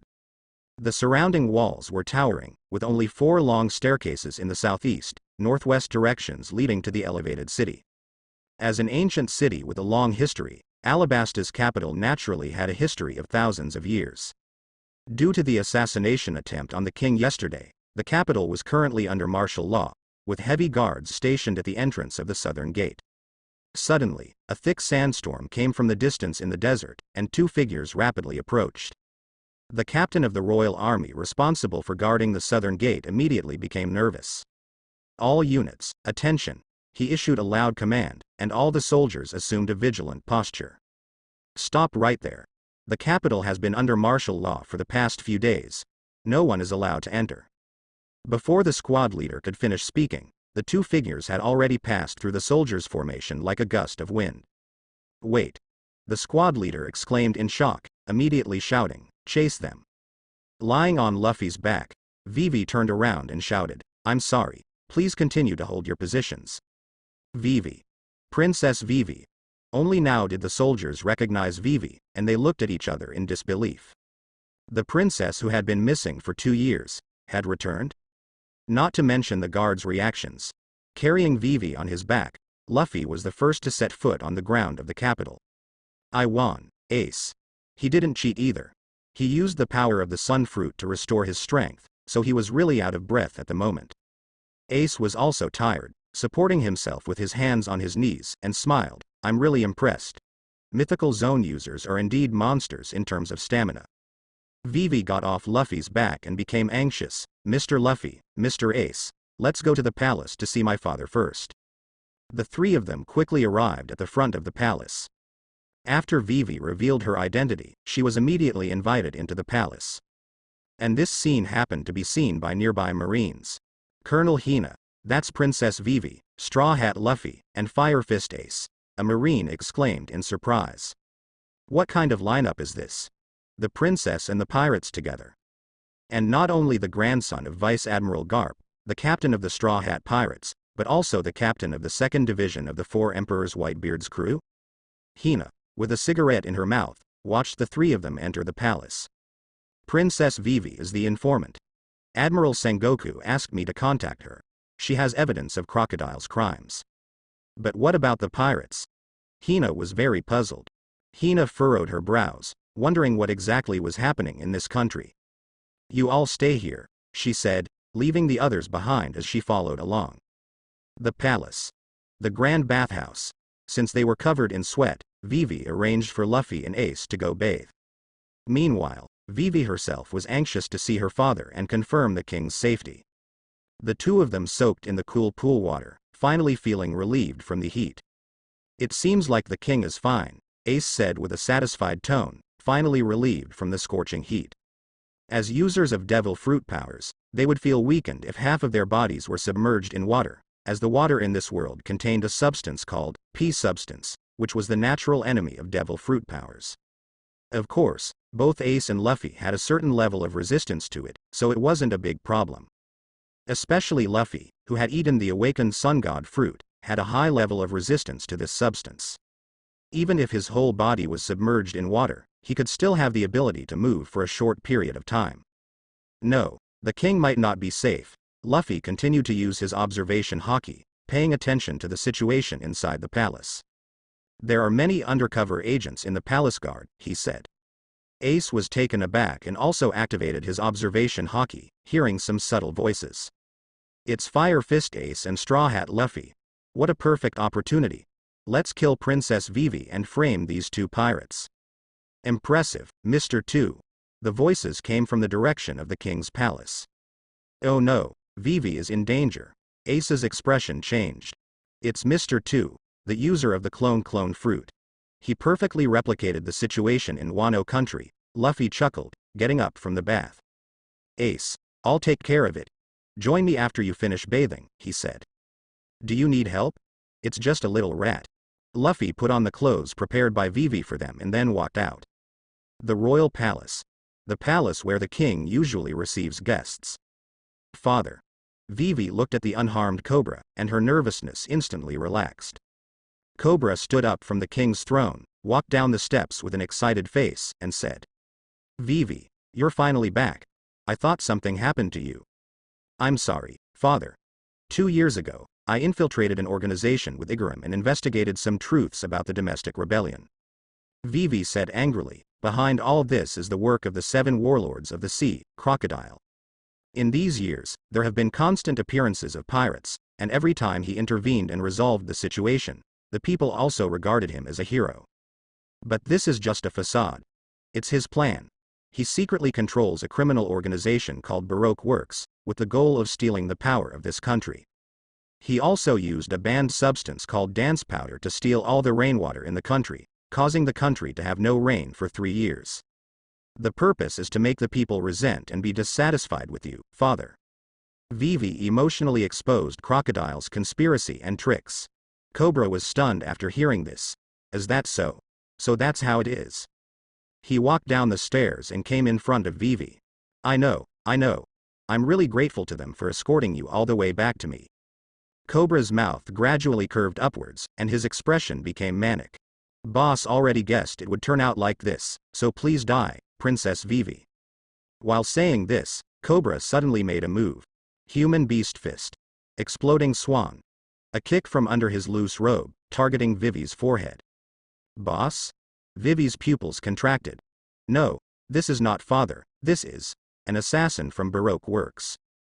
Bang. This kick abruptly stopped 5 centimeters in front of Vivi. Mr. Luffy. Vivi exclaimed in shock. Luffy calmly held onto the foot that was kicked towards him. The Baroque Works is everywhere in this palace. The king must have been taken away. Ouch. Mr. 2's face twisted in pain. He tried to retract his leg, but the opponent's grip was terrifyingly strong, as if being held by a pair of steel pliers, rendering him unable to move. You are Mr. 2, Bentham, Luffy grinned. Where is your boss? Where is Vivi's father? How did he expose himself? Mr. 2 was extremely puzzled. He had just made a move, and the opponent appeared. This couldn't be a coincidence. It meant that he had been exposed from the beginning. Perhaps the opponent had been hiding on the side, waiting for him to make a move. How did you know? He released his ability transformation and returned to his original appearance. Wearing a ballet costume, clearly a man, but dressed as a transvestite, with a strange heavy makeup on his face and false eyelashes. Transvestite fist. Tip kick. He wanted to use offense as defense to force Luffy back. Luffy immediately swung him around like a rag, slamming Bentham hard onto the ground. Bang. With a muffled sound, the ground cracked, and Bentham was left with a bruised and swollen face from the impact. Tell me, where is Crocodile? Faced with the questioning, Bentham grimaced in pain, showing no interest in answering. Luffy, on the other hand, appreciated this loyal subordinate and promptly gave him a kick. Hockey. Coding. Boom. The kick landed on Bentham's stomach. With a splutter, he suddenly spat out blood and fainted on the spot. If you don't tell me, how would I know? Who do you think you're looking down on? Luffy took out the Den Mushi he carried with him and dialed a number. Mr. Luffy. It was only at this moment that Vivi snapped out of her daze, sweating nervously. Don't worry, I'm here. You won't have any problems, relax. In the midst of their conversation, the Den Mushi connected. Who is it? Where are you? Captain Luffy. The voice became slightly cheerful, then quickly answered, in the underground mausoleum of the palace, Mr. Cobra is here too. Understood. With that, the call was ended. Turning to Vivi, Luffy asked, where is the underground mausoleum of the palace? That's Miss Robin. Vivi thought to herself and hurriedly said, I know, Mr. Luffy, come with me. She took the initiative to hold Luffy's hand and led him towards the underground mausoleum. After experiencing a life-threatening ordeal just now, Vivi only felt safe when she was holding onto Luffy. After they left, Vice Admiral Hina barged in and immediately noticed Bentham lying on the ground, unconscious and coughing up blood. This guy. A bounty of 32 million. Thinking this, she suddenly turned around. Portgas d'Ace. Hina gritted her teeth. Did you do this? What is your purpose? Ace. Luffy, where is he? In the underground mausoleum of the palace. Crocodile had a cigar in his mouth and narrowed his eyes with a malicious gaze, glancing at his capable subordinate. Who were you talking to, Nico Robin? It's nothing. Robin smiled slightly, revealing her enchanting charm. Crocodile is not deaf. In a conversation with Nico Robin, he listened attentively and understood every word. Revealing one's whereabouts to someone? Crocodile's expression turned cold. Straw Hat Luffy. Yes. Robin didn't hide anything and had a faint smile on her face. Having long since become indifferent to life and lacking much will to survive, she also wanted to see what kind of expression Crocodile would have. As she expected, Crocodile's face darkened. In the past 20 years, as a woman who survived by betraying others, she was now betraying him again, and he didn't even have any unexpected emotions. As a pirate who dared to seek national power, he never trusted anyone, including Nico Robin. Betrayal? No, not really. They were just in a cooperative relationship. He needed her knowledge, and she needed the protection of his Shicibukai title. Crocodile didn't immediately turn hostile, but instead sneered. From Drum Island to Alabasta, even the fastest sailing ship would take 4 or 5 days. What can that kid do even if he knows? He's still drifting on the sea. That's true. Robin nodded, thinking the same. Back in Whiskey Peak, the Straw Hat captain asked me to tell you something, but I forgot to mention it earlier. After a pause, she lightly laughed. Pluton is not in Alabasta, it's in Wano country. Wano country, a large country in the New World, is a closed-off nation. Robin didn't know, but Crocodile did. That country is currently occupied by one of the 4 emperors, the Beast's pirates. Crocodile's expression became even more unpleasant. He didn't believe this nonsense, but the other party actually knew about Pluton, and even knew his purpose for. In an instant, his killing intent erupted. Crocodile stared at Robin intently. Did you tell him? No, I'm also curious about where he found out. Princess Vivi never knew about Pluton. Robin crossed her arms and remained calm. What's going on? Crocodile furrowed his brow deeply. Judging from Robin's tone and expression, she wasn't lying, but of course, it could also be acting. If it wasn't this woman who leaked the information, then where did the Straw Hat find out? Is Pluton in Wano country? Do you believe it? Robin's lips curled slightly, finding the current situation very interesting. The captain of the Straw Hat Pirates is truly an interesting person. Crocodile snorted disdainfully. A mere low-level pirate, the answer will be revealed soon enough. Just a few words disrupted his rhythm, truly ridiculous. He shifted his gaze back to Cobra. Where is the historical text? I've already told you, it's in this underground tomb. Cobra's hands were nailed to the wall, blood flowing from his palms. His face was pale, and his voice weak. As for Pluton, this country doesn't have such a thing. No matter how many times you ask, I will answer the same. Crocodile grabbed his neck, the moisture in Cobra's body rapidly depleting. His skin became dry and wrinkled. I'll ask again, where is the historical text? He needed a specific location. This underground tomb was extremely vast. As a burial place for the royal family throughout history, its structure was complex. It wouldn't be easy to find a stone tablet, and it would waste a lot of time. Losing a significant amount of moisture, Cobra's voice became hoarse. Pluton. What do you plan to do once you have it in your hands? You've taken this country. What else do you want? At this point, what's the point of asking these questions? Crocodile, confident in his victory, laughed. What I want is not money or status, but military power. The rumored ancient weapon, Pluton, is said to be an invincible warship capable of destroying an entire island with a single shot. With it, the world government can't touch me. I will turn Alabasta into a military nation. Most people have never even heard of them, and those who have heard of them can't be sure if they really exist. But Crocodile can. He knows the power of the ancient weapons very well. After the laughter, his tone instantly turned cold. Do you understand? Is your goal the world government? Cobra felt shocked. He had thought that pirates only wanted power, women, money, or maybe the secret treasure, One Piece. But Crocodile's ambition clearly went beyond that. I have placed a bomb in the capital that is capable of destroying the entire city. With a killing range of 5 kilometers, it can instantly wipe out millions of people living in this city. Crocodile's tone was icy. Don't test my patience, Nefertari Cobra. Upon hearing this, Cobra's expression changed drastically. I understand. I will take you there. Upon hearing this, Nico Robin crossed her hands in front of her chest. In the next moment, 2 hands grew out of the wall and removed the nail that had been driven into Cobra's palm. Lead the way, Robin said with a smile, in the deepest part. Not long after, Cobra led the 2 of them to a secret room. The spacious secret room had only one entrance. In the center, there was a square stone tablet, covered with ancient characters that ordinary people couldn't understand, facing the entrance. Nico Robin, Crocodile called out.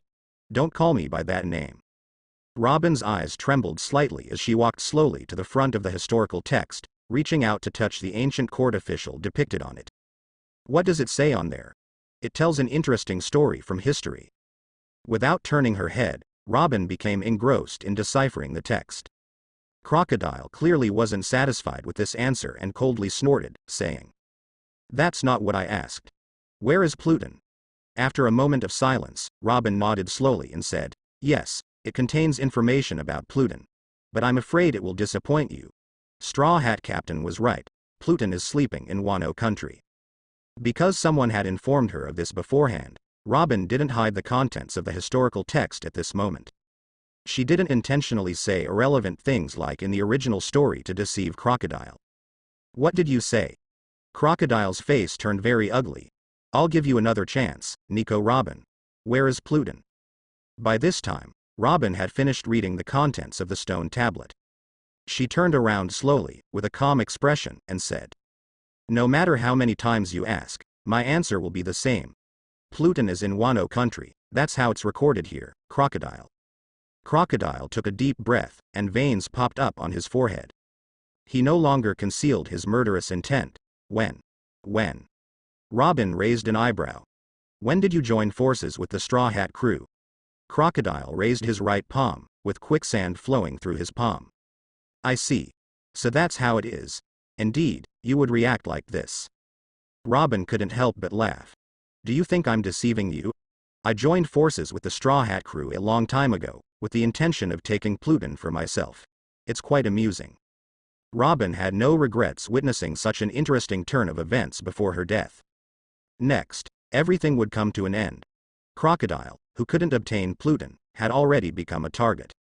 He will eventually lose the title of Shicibukai, imprisonment, or escape, or be defeated by the Straw Hat Captain who will arrive in 2 days. Regardless of which one, this country will be saved. Die, Nico Robin. Crocodile, in a rage, mercilessly attacks. Desert Spada. The sand blade formed by his right arm possesses the power to tear through steel. Robin does not resist, she closes her eyes, recalling her childhood. 20 years of a fugitive life, exhausting, dying here would be a release. However, the falling hand is suddenly grabbed, and then the whole person is pulled away. The sand blade, losing its target, cuts through the historical text, leaving no trace. What? Crocodile's pupils shrink, slowly turning to look at the entrance. A young man wearing a straw hat has just retracted his extended arm and saved Nico Robin, whom he wanted to kill. Impossible, he says incredulously, at least 2 more days, Straw Hat Luffy. Not only is he shocked, but Nico Robin herself is also surprised, her mouth wide open. Captain Luffy. Luffy takes off his straw hat and casually throws it to Robin, then walks towards Crocodile with a smile on his face. I've actually been here for quite a while, just wanted to see your reaction when you found out the result. It's really boring, Crocodile. As he speaks, another woman rushes out from behind him and quickly runs to the side of King Cobra. Father. Vivi anxiously looks at her father, who has almost turned into a mummy. Vivi, father. Vivi's face is filled with tears. He won't die, just give him some water. Luffy glanced at her and continued to approach Crocodile. So you're called Sand Crocodile? As he spoke, he stepped forward and entered second gear. Steam overflowed from his body, and in the next second, he fiercely attacked Crocodile. Although I don't know how you managed to get here in 3 days, what can you do? Crocodile lacked even the interest to dodge, with a mocking smile on his lips. However, when his fist hit his face, it didn't go through his body as he had imagined. Bang! A punch shattered his nose, and Crocodile hung like a sandbag, swaying behind the historical monument. The back of his head hit the incredibly hard monument, and blood slid down the monument. I can beat you. Luffy's tone was calm as he continued towards Crocodile. Stop pretending to be dead, Shicibukai. Although it's easy to crush an ant, it's not fun that way. Get up. Boom. Conqueror's Haki crushed towards Crocodile. IV-4's Conqueror's Haki erupted with full force, to the extent that it could even have physical effects. The entire secret room trembled, dust falling from the ceiling, and the ground slightly shaking. Robin was stunned. Holding the straw hat in her hand, she looked incredulously at everything happening before her. Cobra struggled to widen his eyes, staring in astonishment at Luffy's back. Who is that? Cough. Cough. Cough. Crocodile slid down from the monument, covering his injured face, and muttered through gritted teeth, Haki. In this sea area, in the first half of the Grand Line, in a place like Alabasta, he actually encountered a user of Haki. Monkey D. Luffy. This guy is different from ordinary rookie pirates. This bastard comes from a prestigious family, his grandfather is even a marine hero, so it's normal for him to master Haki. Don't get too cocky, you mere newcomer. Crocodile's eyes were sharp, and in an instant, his body dispersed like flowing sand. When he reappeared, he was already behind Luffy. Crescent Moon Sand Dune. With a swing of his single arm, an area swept by his arm gave birth to a crescent-shaped sand blade. Is that all? Luffy countered with a palm strike from a distance. Busashoku Haki. Releasing his Haki, an impact formed from his palm instantly shattered the sand blade and pierced through Crocodile's chest. Pooh. Crocodile spat out a mouthful of blood. You're too weak. Where did the aura you had when you faced the Devil Air bullet go? As he spoke, Luffy delivered another kick. Bang. Crocodile flew out like a ball, flying hundreds of meters away from the secret room, passing by Robin, and breaking several stone pillars along the way. Robin had a stunned expression on her face. Captain Luffy. Seeing Luffy walk past her and continue towards Crocodile, Robin instinctively called out. If you want to die, why not come with me to find the complete history and die together? Luffy took the straw hat from Robin's hand and put it on her head. I'll mark you. You're already mine. Don't go looking for death so easily. If you die, it'll give me a headache. Without you, how am I supposed to find Raftel? Should I go find Kozuki Oden's grave? Without wasting any more words, Luffy continued to pursue Crocodile as if he were taking a leisurely stroll. Robin touched the straw hat on her head, looking somewhat absent-minded. Although they had only met once before, this was their second encounter. But there was a strange sense of familiarity. It was as if the other person had known her for a long time. Coming back to her senses, Robin took out a can of water and walked up to Crocodile. Make him drink it. Miss Robin, thank you. On the other side, Crocodile, who had been beaten up, was in a critical condition. After breaking several stone pillars in succession, he was lying on the ground in pain, his face contorted. How is this possible? It's actually advanced armament Haki. He covered his chest, supporting his body with one hand, while spitting blood and angrily thinking. At his age, how did he cultivate armament Haki to an advanced level? And this brat even has Conqueror's Haki. Haki was not unfamiliar to him. 20 years ago, he had mastered this power. However, over the years, he had been lurking in the Grand Line, without any enemies that required him to use Haki. Just the Logia sand fruit alone was enough to crush anyone who opposed him. Logia was synonymous with invincibility in front of those without Haki. However, the more one relied on devil fruit powers, the more negligent they became in training Haki, like rowing against the current, falling behind instead of advancing. Now, he had even forgotten how to use the most basic observation Haki and armament Haki. He looked up and saw Luffy, wearing the straw hat, approaching step by step. Crocodile endured the pain all over his body and staggered to his feet. Don't be too arrogant, you lowly pirate. After catching its prey, a cat usually plays around with it, treating the prey as a toy. Crocodile was extremely angry. He knew that he was now being treated as a toy on the spot. This kid had the power to defeat him in the first move. With advanced armament haki, once he used a technique that caused internal damage, it would be enough to crush his internal organs. Don't be too arrogant, lowly pirate. Crocodile staggered to his feet, raising his hand to wipe away the blood from the corner of his mouth, his face gloomy.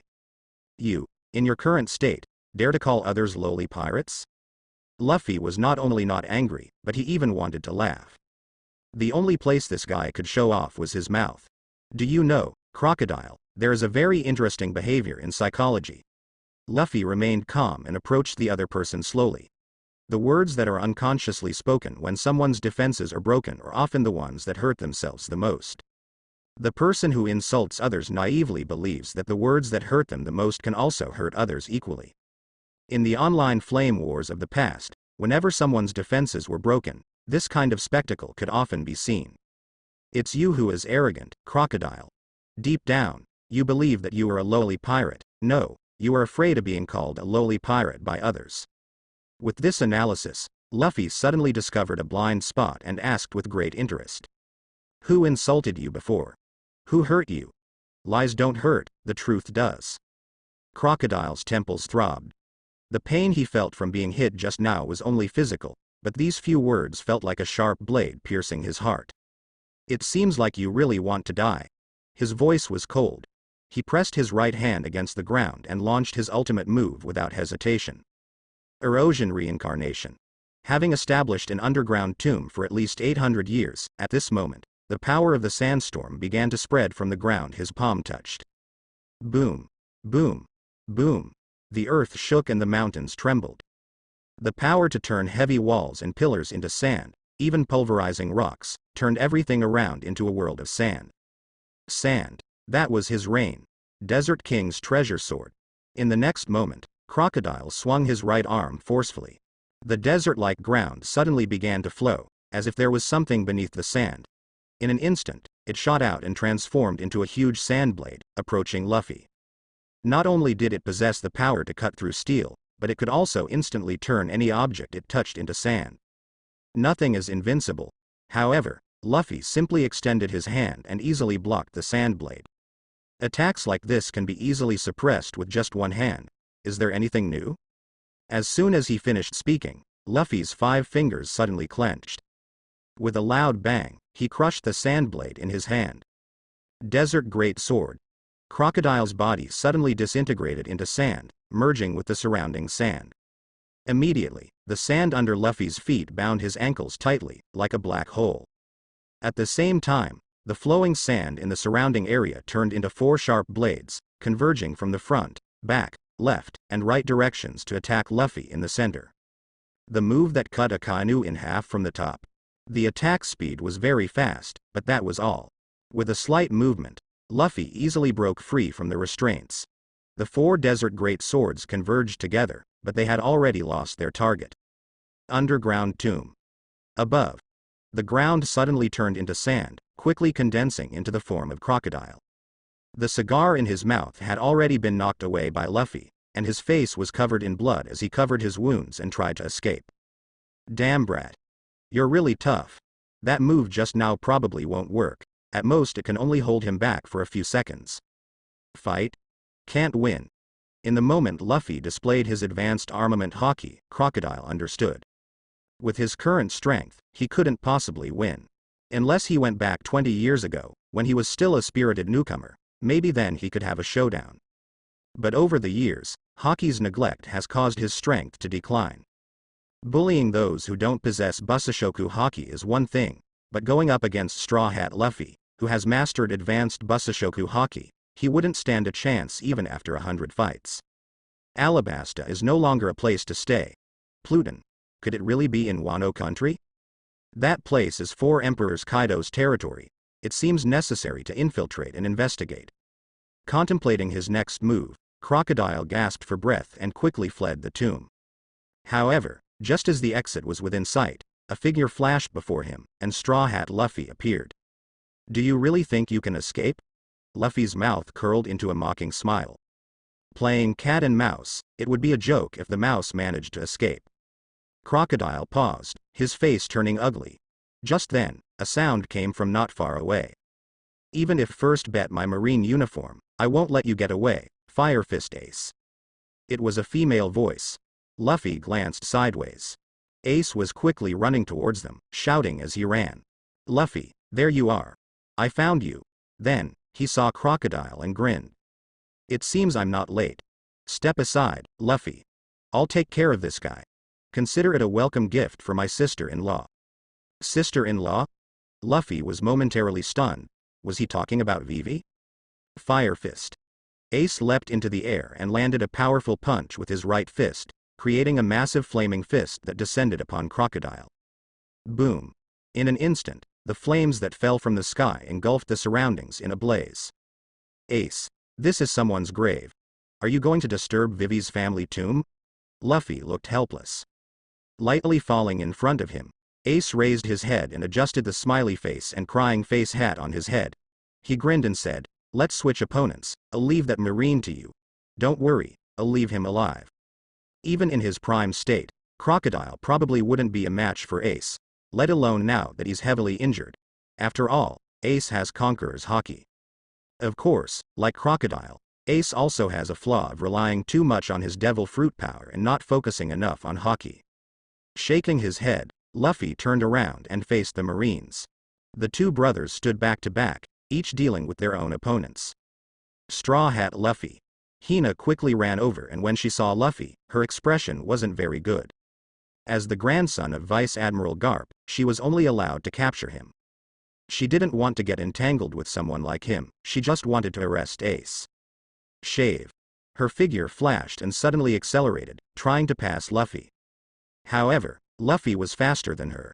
In the midst of his movement, he intercepted her with the same high-speed movement. Don't get in the way, Marine. Luffy swept his leg. Hina's expression changed, she crossed her hands in front of her chest, and then she felt a tremendous force in her arms, and was instantly kicked back. Flying backwards, she hadn't landed yet. With a swoosh, Luffy had already caught up, grabbed her wrist forcefully, and then suddenly twisted it, changing her posture from facing the ground to facing the sky. The next moment, bang! The two landed. Luffy held onto her wrist, and at the same time, he sat on her back. Black Cage Hina. Luffy recognized this female colonel, a contemporary of Smoker, a top student. Sengoku sent you. Hina's hands were bound, her body was pinned down, and she couldn't move at all. What is your purpose with Fire Fist Ace? Just sending a colonel over, you guys really underestimate Crocodile. Luffy was too weak to retort. Even if it's for investigating evidence, they should at least send a vice admiral. He doesn't consider Crocodile as a person because he can beat him easily. A mere colonel like you would probably be taken out by Crocodile in an instant. Compared to the real monsters on the sea, being one of the 7 warlords of the sea, he's not that impressive, but compared to these marine colonels, he's invincible. Deep down, he immediately sensed Hina's desire to resist, so he twisted her wrist, causing her to cry out in pain. Don't move. I know your ability, you can turn any part of your body into iron bars. Luffy spoke casually. As he spoke, he stood up and pulled Hina up from the ground. It hurts. Hina gritted her teeth in pain. You have sea stone handcuffs, right? Saying that, Luffy felt around her, but didn't find any. It makes sense. This woman is a devil fruit user herself, so it's unlikely she would carry sea stone with her. What do you want to do? Hina asked through gritted teeth, feeling humiliated. Take me to get them. Ignoring the battle between Ace and Crocodile for now, Luffy led Hina out of the palace. As a marine colonel, of course, he couldn't go without a soldier. At the temporary marine base outside the palace, Luffy successfully obtained 2 pairs of sea stone handcuffs from Hina's subordinates. These things are specifically used to deal with devil fruit users and are controlled items of the world government. They are not easy to obtain in places other than the Marines. Sea stone, this kind of thing, is only produced in the waters near Wano country. The majority of Marines' sea stone is obtained from the world government, and the government, in turn, trades with Kaido. Amazing, isn't it? The 4 emperors in the world government are trading. Even though they are in a hostile position, this world is just that real. Having obtained what he wanted, Luffy released Hina, not interested in getting too involved with her, and immediately returned to the palace. Colonel Hina. Her subordinates immediately surrounded her. Hina moved her sore wrists and stared at Luffy as he walked away. Do you want to take action, Colonel? One of her subordinates angrily suggested. Are you an idiot?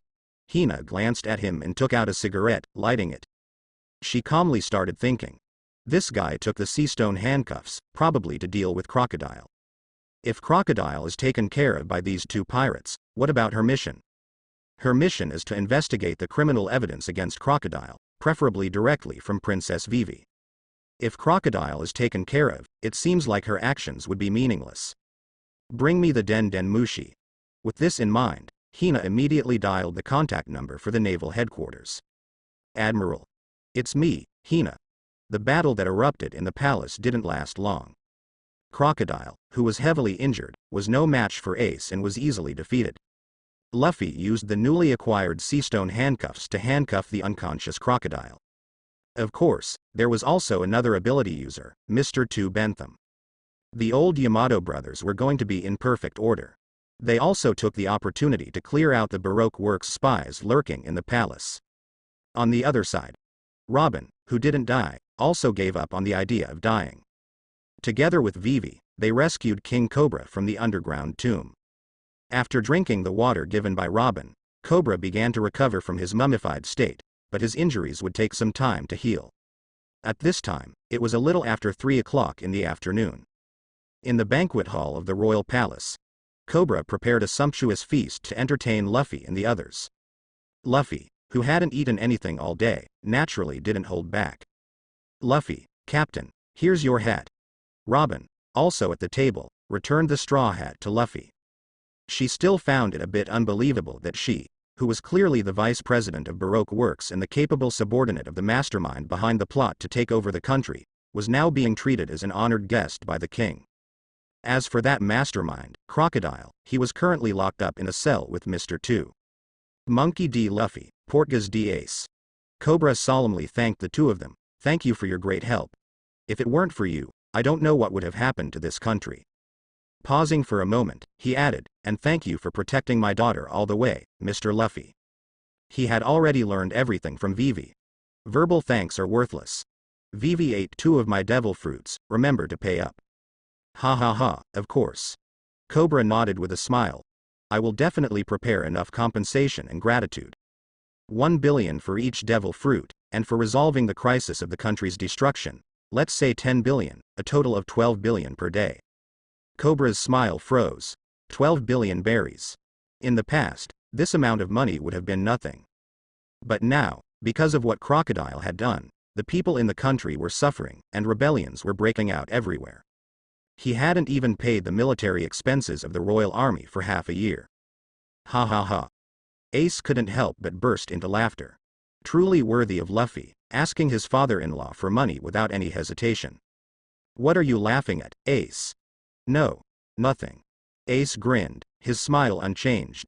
Suddenly, he remembered something and took out a folded piece of paper from his pocket, handing it to Luffy, saying, Here, this is for you. A life card. You know about it, that makes it easier. Luffy, this life card will guide us to meet again.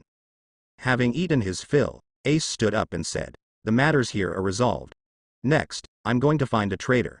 The person who killed our comrades on the ship, I must bring him back. Upon hearing this, Luffy's chewing motion paused slightly.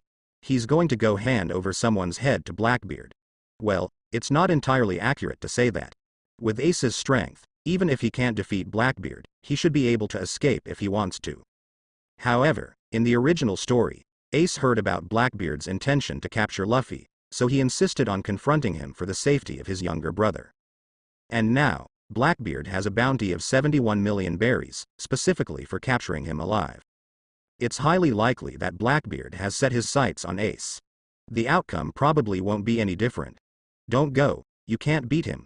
Luffy casually tried to stop him. Ace raised an eyebrow. What are you saying, Luffy? The person you want to pursue is called Blackbeard, right? I heard Shanks mention him before. This guy was already formidable back then, leaving 3 scars on Shanks' face. Luffy, you have your own adventures, and I have mine. But this person, No matter what, I must bring him back. Don't stop me. Ace's tone was unusually serious. Since he put it that way, Luffy couldn't do anything about it. Should he break his legs or something? In the banquet hall, the atmosphere suddenly became tense. The others fell silent. Cobra, Vivi, Robin, one by one, they dared not speak. Could they end up fighting? Vivi nervously wondered. The atmosphere appeared solemn. Ace didn't leave either, just looking at Luffy, seemingly concerned about why Luffy wanted to stop him. Time really can change a lot. Even that idiot Luffy would say something like, "Don't go, you can't beat him." He has become calmer, no longer acting recklessly like before. Watching his younger brother grow, Ace felt relieved, but not going was impossible. Meanwhile, Luffy was deep in thought. Unless he breaks Ace's leg and ties him up, otherwise Ace will definitely go.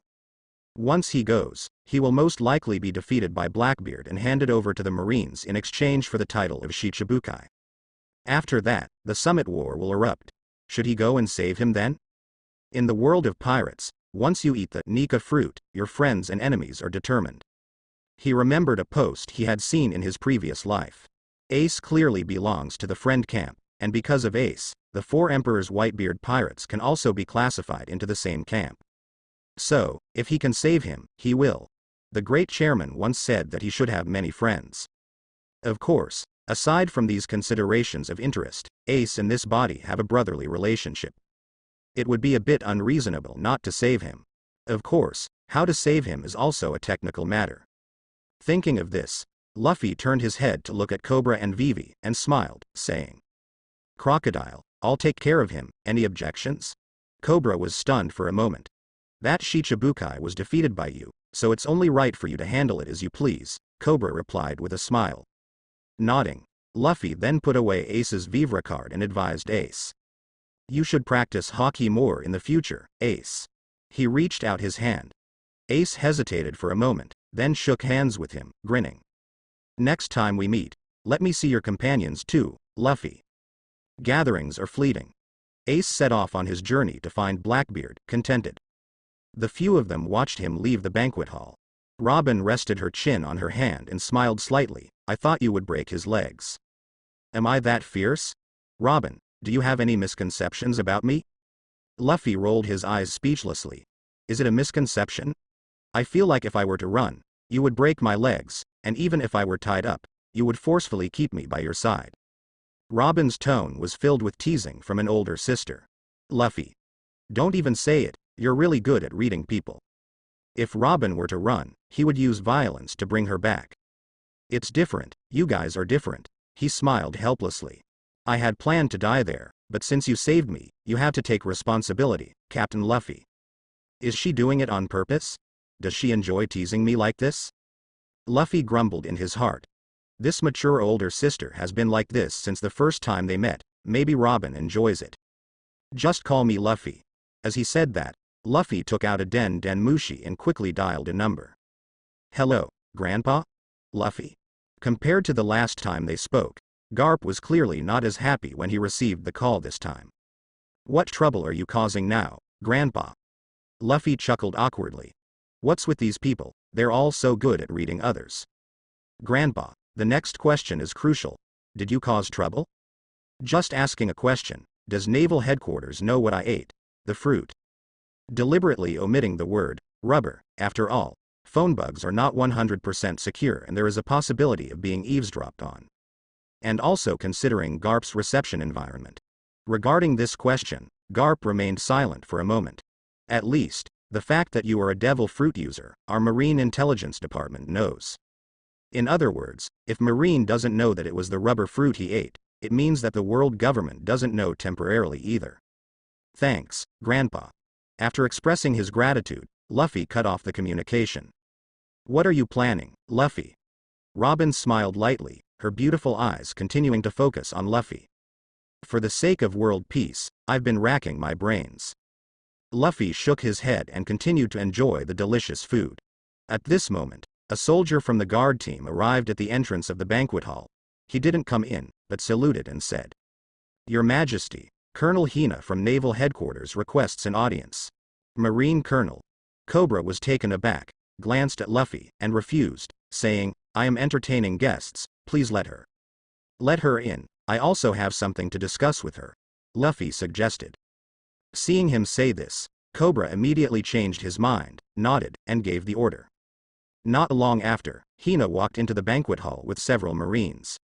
What's the matter, Colonel? Cobra invited Hina to take a seat and then asked directly. Your Majesty Cobra, I hope to hand over the criminal crocodile to our Marine. Hina made a serious request, although it's not good to say this, it concerns the government's face. Upon hearing this, Cobra immediately frowned.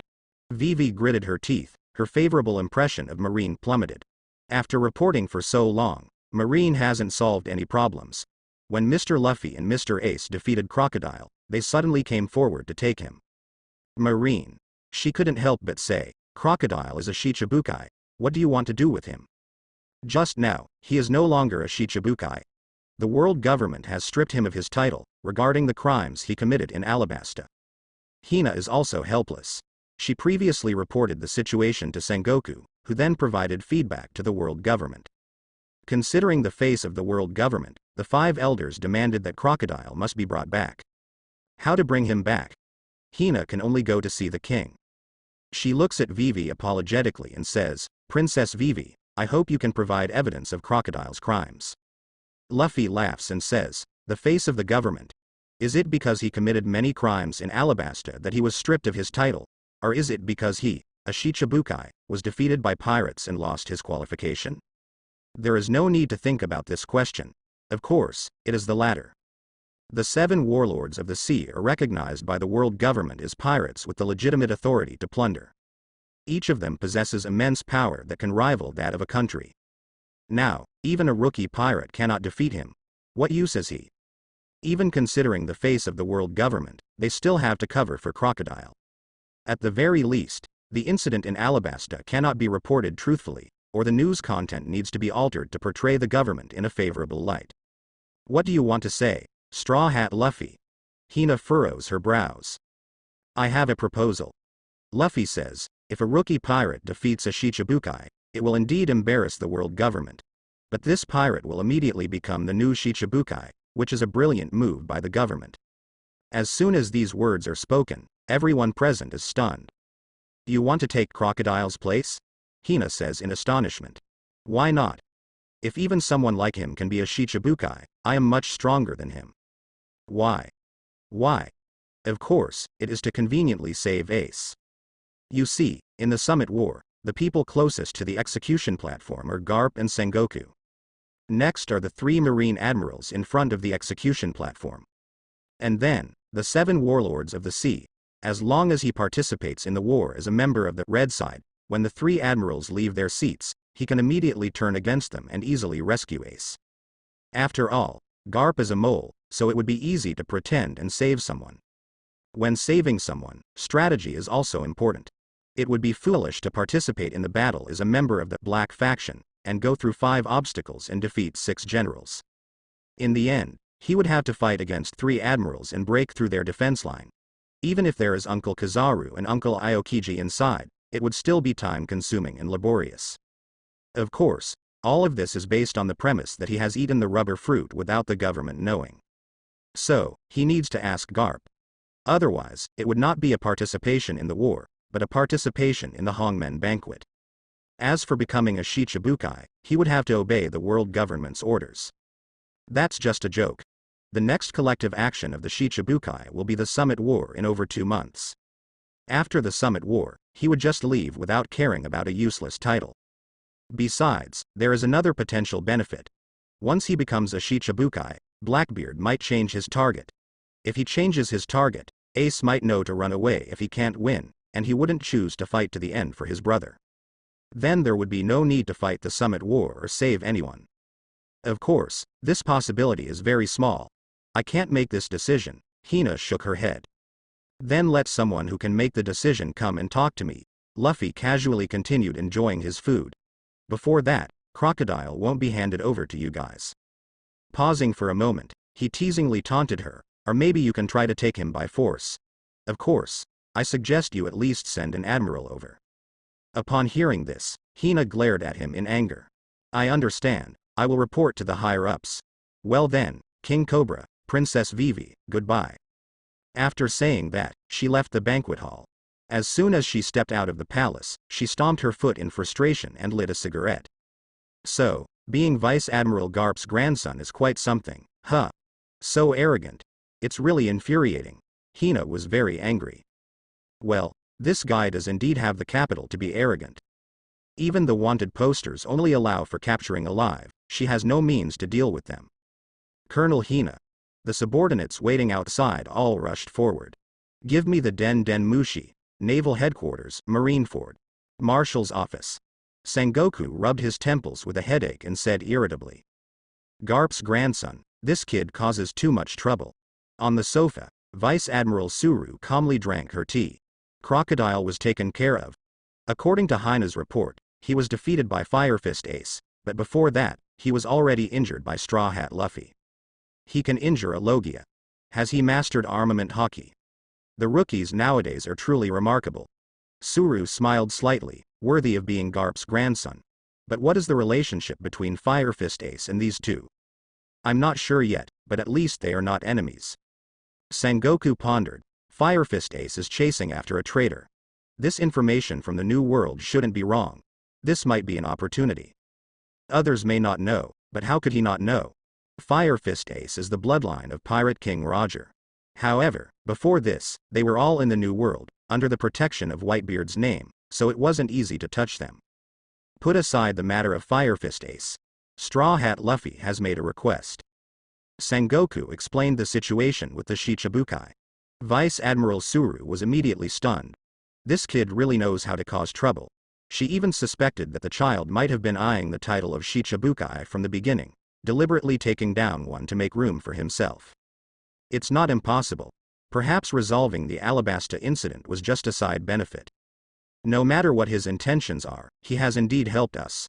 Following the procedures, it would be troublesome to deal with Crocodile, and it would waste a lot of time. Vice Admiral Suru sighed, at least he did a good deed. Although they had different positions, she quite admired Garp's grandson. Making him a Shichibukai would perfectly resolve the situation in Alabasta.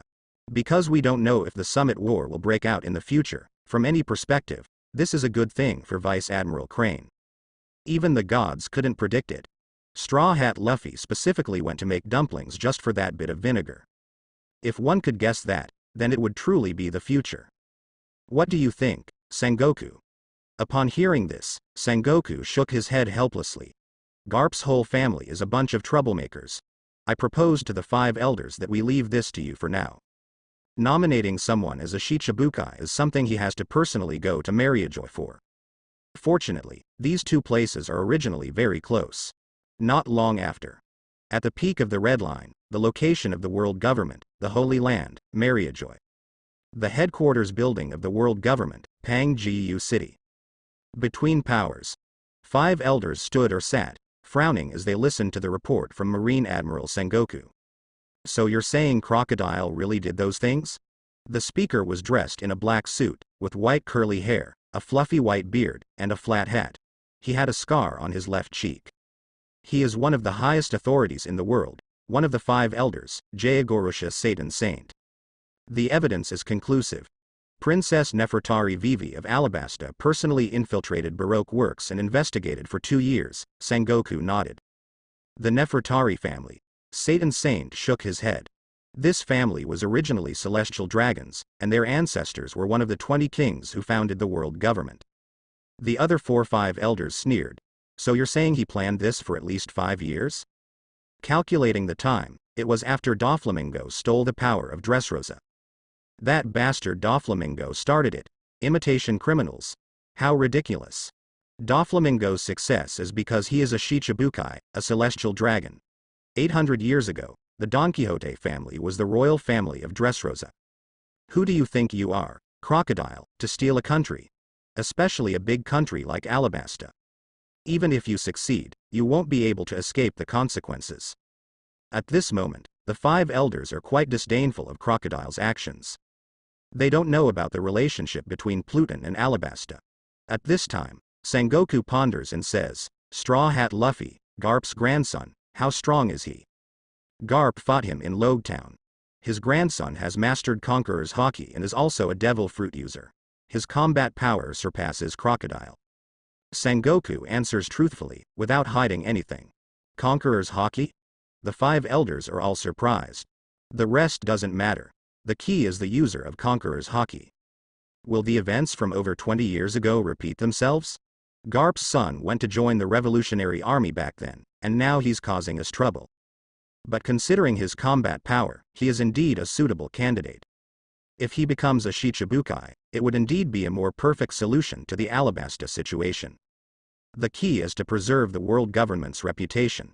A rookie pirate defeating a Shichibukai, and a new Shichibukai defeating an old Shichibukai, the public opinion is different. As for Alabasta, it doesn't really matter. Just make a few changes to the newspapers.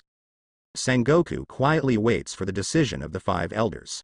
After some contemplation, one by one, they agree to this request.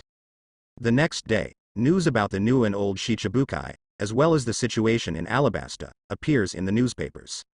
On this day, Monkey D. Luffy's name resounds throughout the world. Captain of the Straw Hat Pirates, Luffy, caused a sensation worldwide when he appeared for the second time in the World Economic News. As a rookie pirate with a bounty of 71 million, he defeated Sir Crocodile in less than half a month and became the new Generation 7 Warlords of the Sea. He really is a hot topic. My judgment is never wrong. After receiving news material provided by the world government, News King Morgans felt proud of his foresight. He waved his feathered hand and immediately issued instructions to all branches around the world. Spread this news worldwide within a day. The massive media machine started running, and millions of newsbirds flapped their wings, distributing freshly printed newspapers all over the world. In a certain area of the Grand Line, still on the way, preparing to meet 4 emperors Shanks, Hawkeye looked at the newspaper in his hand, confused. The front page headline featured 2 side-by-side photos. Former Shichibukai, Sir Crocodile. New Shichibukai, Monkey D. Luffy. He looked at the previous bounty poster and laughed. He hadn't even had a drink with red-haired Shanks, and the old bounty had already expired. Straw Hat Luffy. He started right after entering the Grand Line? His traveling speed couldn't keep up with the news updates. Crocodile was taken down. Surprisingly, Hawkeye wasn't surprised. He was very familiar with that kid's strength from their previous encounter. The growth trajectory of the current Shichibukai and Monkey D. Luffy had some similarities. Crocodile, 24 years ago, at the age of 20, made a name for himself in the sea, with an initial bounty of 81 million. He quickly became a Shichibukai and was the first pirate to be recruited by the government. Of course, they weren't called the 7 Warlords of the Sea back then. The establishment of the Shichibukai was after the First World Summit following the death of Pirate King Roger. In order to deal with the chaos of the times and the rapid increase in the number of pirates, it was officially established by unanimous vote of the representatives of the 50 affiliated countries. Afterward, 11 years ago, at the age of 18, Pirate Empress Boa Hancock, with a bounty of 80 million, quickly became one of the 7 Warlords of the Sea after a single expedition. 3 years ago, the super rookie, Fire Fist, Ace made a name for himself as soon as he entered the Grand Line and was quickly invited by the government to join the Shichibukai, only to be rejected. And now, coming from the weakest sea, East Blue, Straw Hat Luffy, with an initial bounty of 71 million, defeated the former Shichibukai and became the new generation Shichibukai. From the experiences of these people, those who can make it to the world stage will demonstrate exceptional strength even when they are still newcomers. We must find red-haired and have a few drinks. Hawkeye folded up the newspaper, showing no interest in the matter of Alabasta. Grand Line, New World, a tropical island. A fat man rushed towards a cave. Boss, it's Luffy.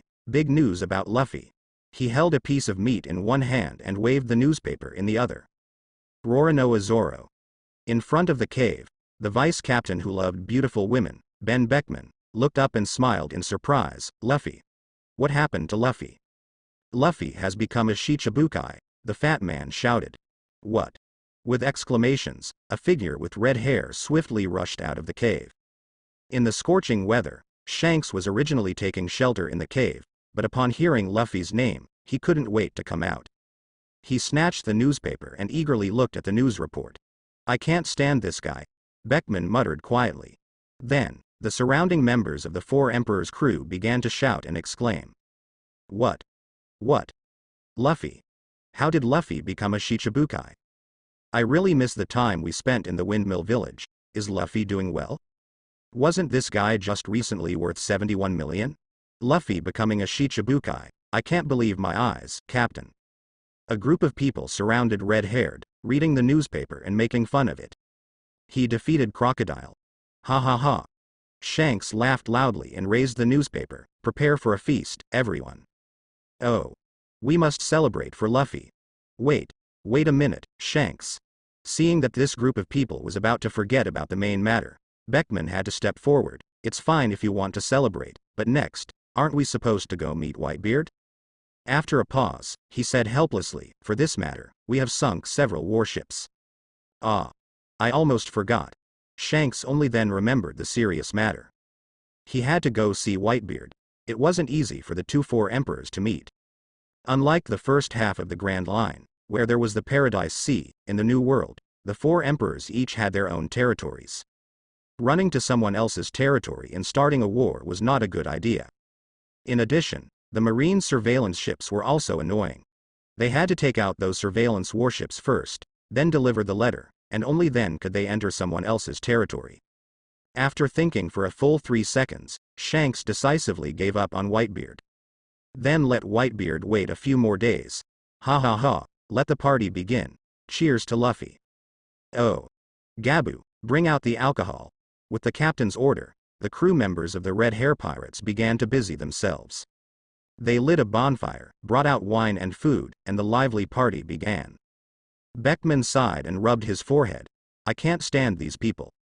The joy of the party was theirs, but he was responsible for the aftermath. On the other side, in a certain sea area in the New World, the Whitebeard Pirates' Moby Dick pirate ship, Pineapple Head, received a free newspaper from a newsbird. Isn't this Ace's little brother? He exclaimed, shocked by the content of the newspaper. Beside him, Vista, sitting leisurely on the steps of the deck, asked curiously. Marco, what's wrong? Ace's little brother. Luffy. I've heard this name so many times, my ears are calloused. Luffy? Ah. Ace would mention him every time we drank. What happened to this kid? Gon Diao la crocodile, Shang Shichibukai li aaa. Marco had a bewildered expression on his face. Last time I saw him, his bounty was only 71 million, and now, in such a short time, the newcomers are really something. They're even more super than Ace back then. Ha ha ha, truly worthy of being Ace's brother. Jozu, the captain of the 3rd Division, laughed heartily, crossing his arms. At this moment, a tall man walked over. He was shirtless, revealing his muscular physique, and had a red-sleeved white coat draped over his shoulders. With an astonishing height of 6 meters, he could be called a little giant. Known as the world's strongest man, one of the 4 emperors, Whitebeard Edward Newgate. What's the big deal, Marco? Dad. Marco walked over and handed the newspaper to Whitebeard, saying with his hands on his hips, Ace's brother suddenly became a Shichibukai. It's really surprising. Whitebeard squinted his eyes slightly and looked at the photo on the front page of the news.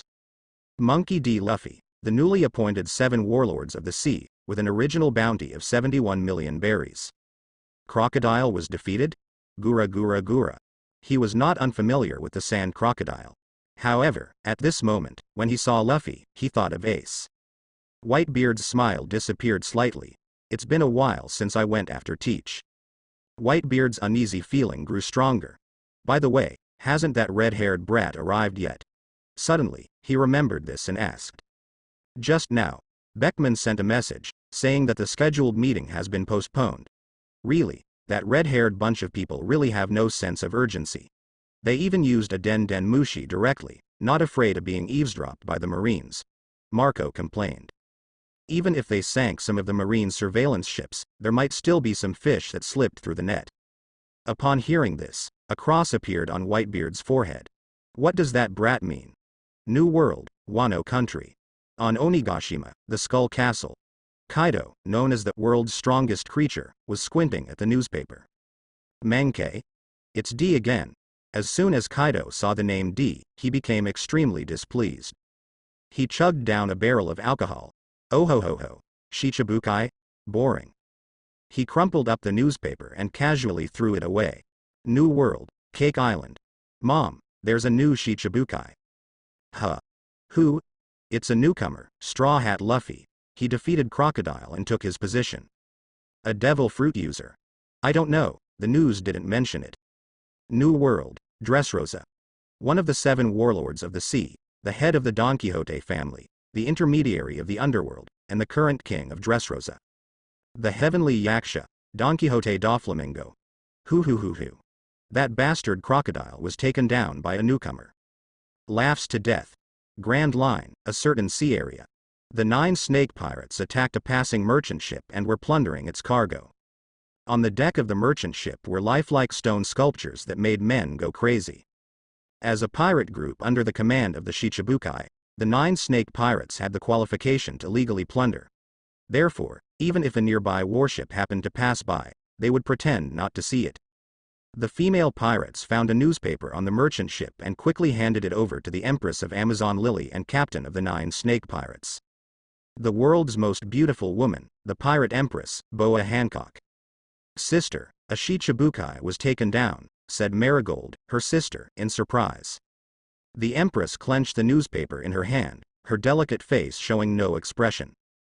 Her bright and captivating eyes gazed at the photo of the newcomer. Just like me. Monkey D. Luffy. The sensation caused by the news is rapidly spreading as time goes by. Whether it's the Grand Line or the 4 Seas, the Morgan Network is spreading this news without regard for cost. Even on uninhabited islands, newsbirds will deliver newspapers. And with such intensity, finally, a lost news bird coincidentally dropped a newspaper on a beach that was not its intended destination. On the beach, a girl with red and white hair, wearing a simple t-shirt, danced barefoot on the sandy ground. Her singing voice was captivating, like a heavenly sound. This is an uninhabited island. No, to be precise, it is an uninhabited island, where only 2 people live, the girl and her music teacher. At the same time, it is also a place forgotten by the world, a place of destruction. But it used to be a world-famous music capital with a resounding name, Ella Copyright Gia. In her long solitude, the girl often sings on the beach. And on this day, a newspaper fell in front of her. Huh. The girl's singing voice paused, and her braided hair, like rabbit ears, stood up in excitement as she eagerly called out. Wait. Bird. Wait a moment. I'm Uda, wanting someone to talk to, but unfortunately, the news bird clearly had no interest in the girl. After dropping the newspaper, it flew away. The girl named Uda, her braided hair that stood up, drooped weakly. It flew away. Sigh. With a sigh, the girl squatted down in frustration and curiously looked at the newspaper on the ground. She had a great curiosity about the outside world. For 10 years, she had been tormented by loneliness to the point of madness. Huh. Luffy. When the girl saw the profile picture clearly, her eyes burst with astonishing colors, and her ears perked up again. Grand Line, Alabasta. A reception room. Luffy sat on the sofa, with his legs crossed, looking at the newspaper sent by Hina. Your request has been fulfilled. Can you hand over the person to me now? Colonel Hina crossed her arms and sat on the opposite sofa. You're quick. Luffy nodded and looked at Vivi beside him. Vivi immediately had the prisoner brought in. Crocodile, with sea-stone handcuffs on his hands, walked into the reception room under the escort of 2 soldiers. Straw Hat. As soon as Crocodile saw Luffy, his expression turned ugly. Afterwards, he saw the Marines. He squinted his eyes. What does this mean? The ceremony for transferring prisoners. Luffy laughed and said, Thanks, Sand Crocodile. Thanks to you, I am now a Shichibukai. Crocodile. He instantly understood the situation and became extremely unhappy. This kid actually used him as a bargaining chip. Hina frowned slightly. Is there only one? You also captured another person, right? You mean Mr. 2? I never said I would hand this person over to you. Indeed, he never said it. But everyone thought that this additional person would also be handed over to them, right? Forget it, he's just a minor character anyway. Hina took a deep breath, stood up and said, Crocodile, you are no longer a Shichibukai. Due to the crimes you have committed, you will be escorted to Impel Down. Ha ha ha. Do you Marines think you're qualified to judge me? Crocodile sneered. He couldn't defeat Crocodile and was defeated. Although he was very unhappy, that was all there was to it. For this marine in front of him, he felt complete contempt. "You talk tough, bastard." Hina took a step forward and swept her leg. After kicking Crocodile, her right leg continued through, and at the point of contact, thick black chains as thick as arms immediately bound Crocodile completely. "Take him away." "Yes, Colonel." Two Marines immediately grabbed Crocodile's arms and forcefully dragged him out. "Straw Hat." Crocodile's voice came from outside the door. "Is that thing really in Wano country?" Seemingly unwilling, he asked one last question. "You guess." Luffy laughed, thinking, "I won't tell you, suffer." After that, there was no sound from Crocodile. Phew. On the sofa, Vivi let out a sigh of relief and exclaimed, "Finally, it's over. Thank you, Mr. Luffy." "What are you talking about? It's over." Luffy stood up, walked to the window, and looked at the scenery outside the palace. "It's just the beginning." "Huh." Vivi was stunned. "What?" "The rebellion army." Upon hearing this, Vivi's pupils suddenly contracted. She had forgotten. The resolution of Crocodile did not mean the end of the internal turmoil in the country. "And there are 500,000 rebel soldiers." 50,000 rebel soldiers pressed Vivi so hard that she couldn't catch her breath for a moment. "I've already sent Robin." Waiting for her reply, Luffy stood by the window, gazing at Crocodile being escorted away. "Miss Robin." Vivi was taken aback. "Pururu, Pururu." The sound of the Den Den Mushi rang out. "Luffy," it was Robin's voice from the other side. "Where are you?" "I'm in Katoria." Luffy turned his gaze to Vivi, and Vivi immediately explained. "It's a city east of Nanohana, and it's the headquarters of the rebel army." Then, they heard Robin continue, "Sorry, Luffy, the rebel army can no longer be stopped." "Why?" Vivi asked anxiously. "Miss Robin, are your words no longer effective?" Robin used to be the vice president of Baroque Works. Because Crocodile rarely showed himself, almost all orders were conveyed by Robin. Therefore, Baroque Works basically listened to her. Robin's voice sounded a bit helpless. "It's not a problem with Baroque Works. It's because the leader of the rebel army, a man named Koza, was assassinated the day before yesterday. He held on until this morning and died from his injuries." "Koza?" Upon hearing this name, Vivi suddenly remembered this person and was stunned. The leader of the rebel army was assassinated. It would be strange if the rebel army didn't go crazy. "Koza is dead?" She widened her eyes. Do you know him?" Robin sensed the difference in tone. "He was a childhood friend I haven't seen in about 10 years. Vivi felt a sense of sadness for the loss of her friend. Being kind-hearted, she didn't even want anyone to die in the war, let alone a childhood friend. "I'm sorry." Robin apologized. "The order was given by me. Crocodile's plan was to create chaos nationwide, so 2 days ago, he sent people to assassinate King Cobra and the leader of the rebellion, completely igniting the powder keg.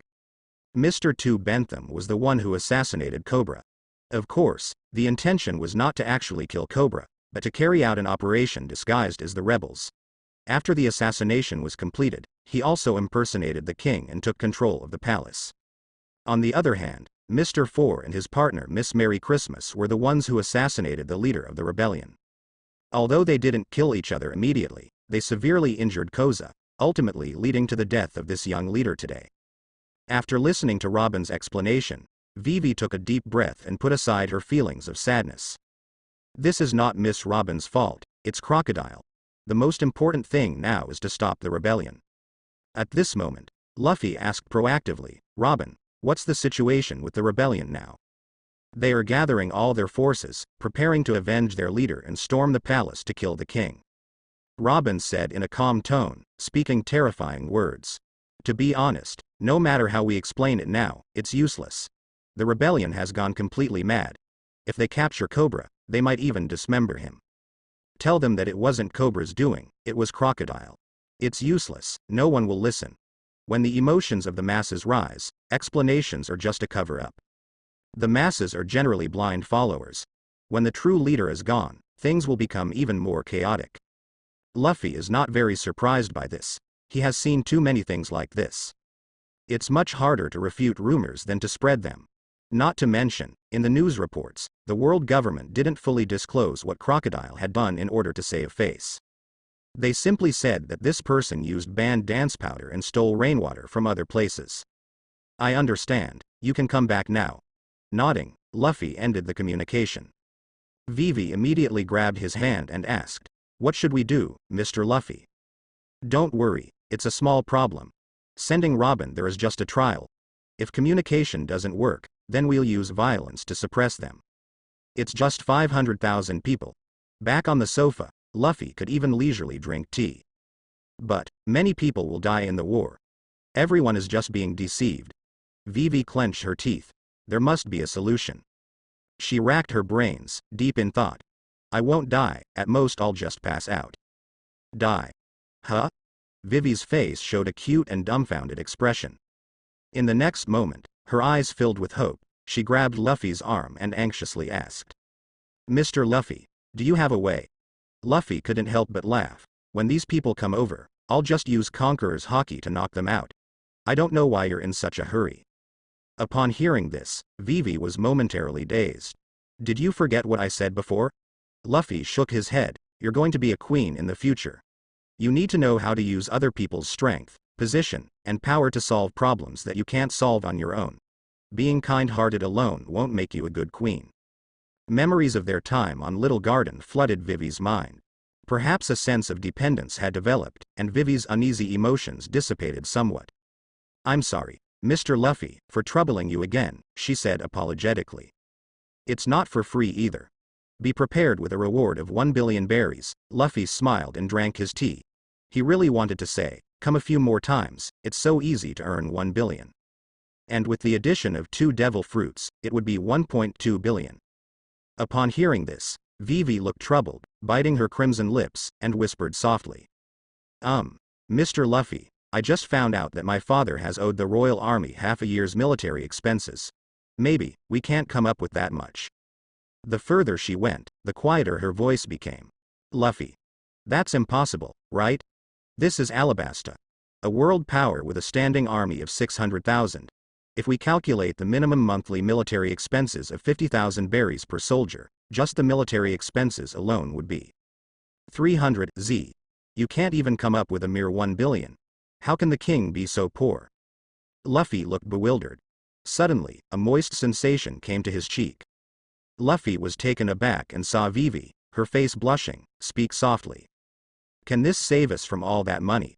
Please, Mr. Luffy, the country really has no money left." She was both shy and embarrassed, feeling that she owed him too much. "I hate women who tease and then run away, huh?" Immediately after, Vivi let out a sound of surprise and was pressed onto the sofa. When her lips were kissed, Vivi didn't know what to do. Her eyes widened in confusion, and she didn't know where to put her hands. Gradually, she closed her eyes. Outside the door, the soldiers immediately turned around, silently praying in their hearts, "I didn't see anything." At this moment, King Cobra hurriedly walked over. He had just received a report from his subordinates that the rebel army was gathering all their forces, preparing to launch a full-scale attack on the capital. At the thought of the casualties of war, King Cobra didn't dare to slack off for a moment and immediately thought of seeking help from Luffy Island. But just as he reached the door, he saw the scene on the sofa and was dumbfounded. The soldier at the door wanted to salute. King Cobra immediately regained his senses, made a gesture for silence, and quickly waved his hand, signaling the two to leave. Then, he quietly moved his steps, trying not to disturb his daughter's intimate moment. Vivi has grown up too. It wasn't until he had walked a considerable distance that he let out a sigh as a father. He was getting older himself and it was time to consider the issue of succession. However, pirates. Thinking of this, King Cobra had a headache. Luffy's grandfather is the marine hero, Garp, and he takes pride in the fact that they are a good match. But Luffy is a pirate, and moreover, a Shicibukai. Should he hand over the throne to a Shicibukai? That wouldn't be appropriate. Vivi is the only descendant of the Nefertari family in this generation. According to the general inheritance system, the most suitable person is Vivi's child, who will directly inherit the position when Vivi is too old to work. Next is Vivi's husband, who will inherit the power. Lastly, it is Vivi herself, unless her husband is completely useless, in which case this option comes after the first two. But considering the current situation, the answer naturally is the child. Next is Vivi, and lastly, Luffy. No, I'm overthinking. It's a good thing that this girl has someone she likes, but we don't know what the future holds. The worried old father, Cobra, thought to himself. We also have to consider Luffy's character, Your Majesty. Suddenly, a young man wearing an Arabian-style headscarf and a white robe hurriedly approached and knelt down to pay his respects. He is the vice officer of the kingdom's guard, who was sent out by the fake king 2 days ago to suppress the rebel army and has just returned now. Bell. How is the situation with the rebel army? Cobra regained his composure from his worries. It's very bad. They are expected to reach the capital by 3 o'clock this afternoon. Bell replied with a serious tone and added, I heard that the princess has already returned. Is Princess Vivi all right? That girl is really getting intimate with her loved one. Cobra thought helplessly. For now, Vivi has some matters to attend to. Let's not worry about her. Bell, gather the troops and prepare for the final attack against the rebel army. Yes, Your Majesty. Luffy doesn't care about the 1 billion. He is not seeking any rewards. He just simply dislikes women flirting with him and then running away without taking responsibility. Therefore, he gave Vivi a harsh lesson. He only let go of the girl when she was almost unable to breathe. To be honest, she was too inexperienced. She didn't even know how to catch her breath. When Luffy did it for the first time, he instantly mastered this technique. Do I really have to teach her? Isn't it something that everyone figures out on their own? Who? Vivi blushed, panting, her long eyelashes trembling. Mr. Luffy, she exclaimed angrily. It's your turn, Luffy laughed. No. It wasn't a refusal, she had already pushed him away. She was just afraid of being seen. Seeing through the girl's thoughts, Luffy teased, saying, Your dad came by earlier and then left. Ah. Vivi screamed, covering her face, her cheeks turning as red as ripe apples. Ha, let's go. They seem to be discussing a battle strategy. Luffy couldn't help but laugh as he pulled her up from the couch. No, I can't go. I can't face my father. Vivi resisted strongly, but when she thought about the rebellion, she gritted her teeth and followed his footsteps. Arriving at the door of the meeting room, she took a deep breath, trying to keep herself calm. She pushed the door open. Koza looked up and saw his daughter's unnatural expression. He immediately smiled and said, Vivi, Luffy, you're here. We're just about to discuss our countermeasures. He acted as if nothing had happened. In the meeting room, besides Koza, there were 2 other people. Princess Vivi. Upon hearing this, Vivi finally regained her composure. She greeted her father first and then introduced Luffy. They are the vice captains of the Royal Guard, Pell and Chaka. They are the guardians of our Alabasta. Pell, the one in white, had the zone-type bird fruit, falcon model, one of the 5 fruits that grant flight ability. Chaka had the zone-type dog fruit, wolf model. Since Captain Igaram was not present, he was currently the acting captain. The powers of these 2 have been passed down in Alabasta for generations. When the current user of the power dies, the fruit will be reborn somewhere in the country, giving birth to a new user who becomes the guardian of the kingdom once again. This situation is extremely rare. Fully explain, the zone fruit embodies willpower. Bell, Gaka, he is Luffy, the hero who saved this country. Vivi introduced the 2 again with a smile. Regarding this matter, the 2 vice captains were obviously already aware. Gaka stood up and bowed, expressing his gratitude. Luffy-sama, thank you very much for protecting His Majesty the King. The 2 of us were deceived and almost became criminals in Alabasta. That's right. Please accept my gratitude for this matter. Bell, dressed in white, had a serious expression on his face as he stood up and knelt down. Luffy glanced at Vivi and said helplessly, No need, I've already received thanks. Upon hearing this, Vivi's face turned slightly red, a mix of happiness and shyness. Regarding the rebel army, please listen to me. Luffy couldn't be bothered with small talk and went straight to the point. If you trust me, let's do it like this. With a command from King Cobra, the million citizens of the capital were evacuated to designated safe zones. As for the entrances in all 4 directions, they were completely open without any defense. In the afternoon, around 3 o'clock, Luffy sat cross-legged on the palace wall, leisurely drinking tea, waiting quietly. Behind him stood Vivi, King Cobra, and others. Although everyone trusted Luffy, there was still a hint of nervousness when it came down to it. The problem with the rebel army was not about suppressing them. It was. Neither King Cobra nor Vivi wanted to see a large number of casualties. As for Bell and Gaka, they were even more concerned about the safety of the king and princess. Therefore, the best solution was for Luffy to take action. When the clock hand reached the half-hour mark, the ground began to shake. "They're here." Bell took a deep breath and said in a deep voice, "It's the sound of hooves." The thundering sound of hooves, the galloping of thousands of horses, even though there was still a long distance, the vibrations could still be felt. That was 500,000 people. With the intention of tearing the king apart, they rushed all the way to the capital. "Luffy-sama, I'm counting on you," Gaka entrusted with a serious expression on his face. Luffy waved his hand, signaling everyone to stay calm. Soon, the tremors became stronger as the rebellious army poured in from the south gate, rampaging through the capital and heading straight towards the palace square. Luffy activated his observation haki, instantly enveloping the entire capital, including the surrounding areas. The air was filled with dense and chaotic auras, brimming with killing intent. "Cobra." Suddenly, a voice filled with hatred resounded, and the vanguard finally arrived at the square. The rebel soldiers looked up and saw the people on the city walls. "Rebel soldiers, listen to me," Vivi immediately wanted to explain. Luffy touched her hair and said, "It's useless. We can deal with it later." As he spoke, his gaze became focused. Boom. In an instant, it felt as if the sky darkened. Terrifying conqueror's haki emanated from him, covering all the rebel soldiers like a blanket. It was as if he had established his dominion, and within this range, those with weak wills couldn't even hold on for a second.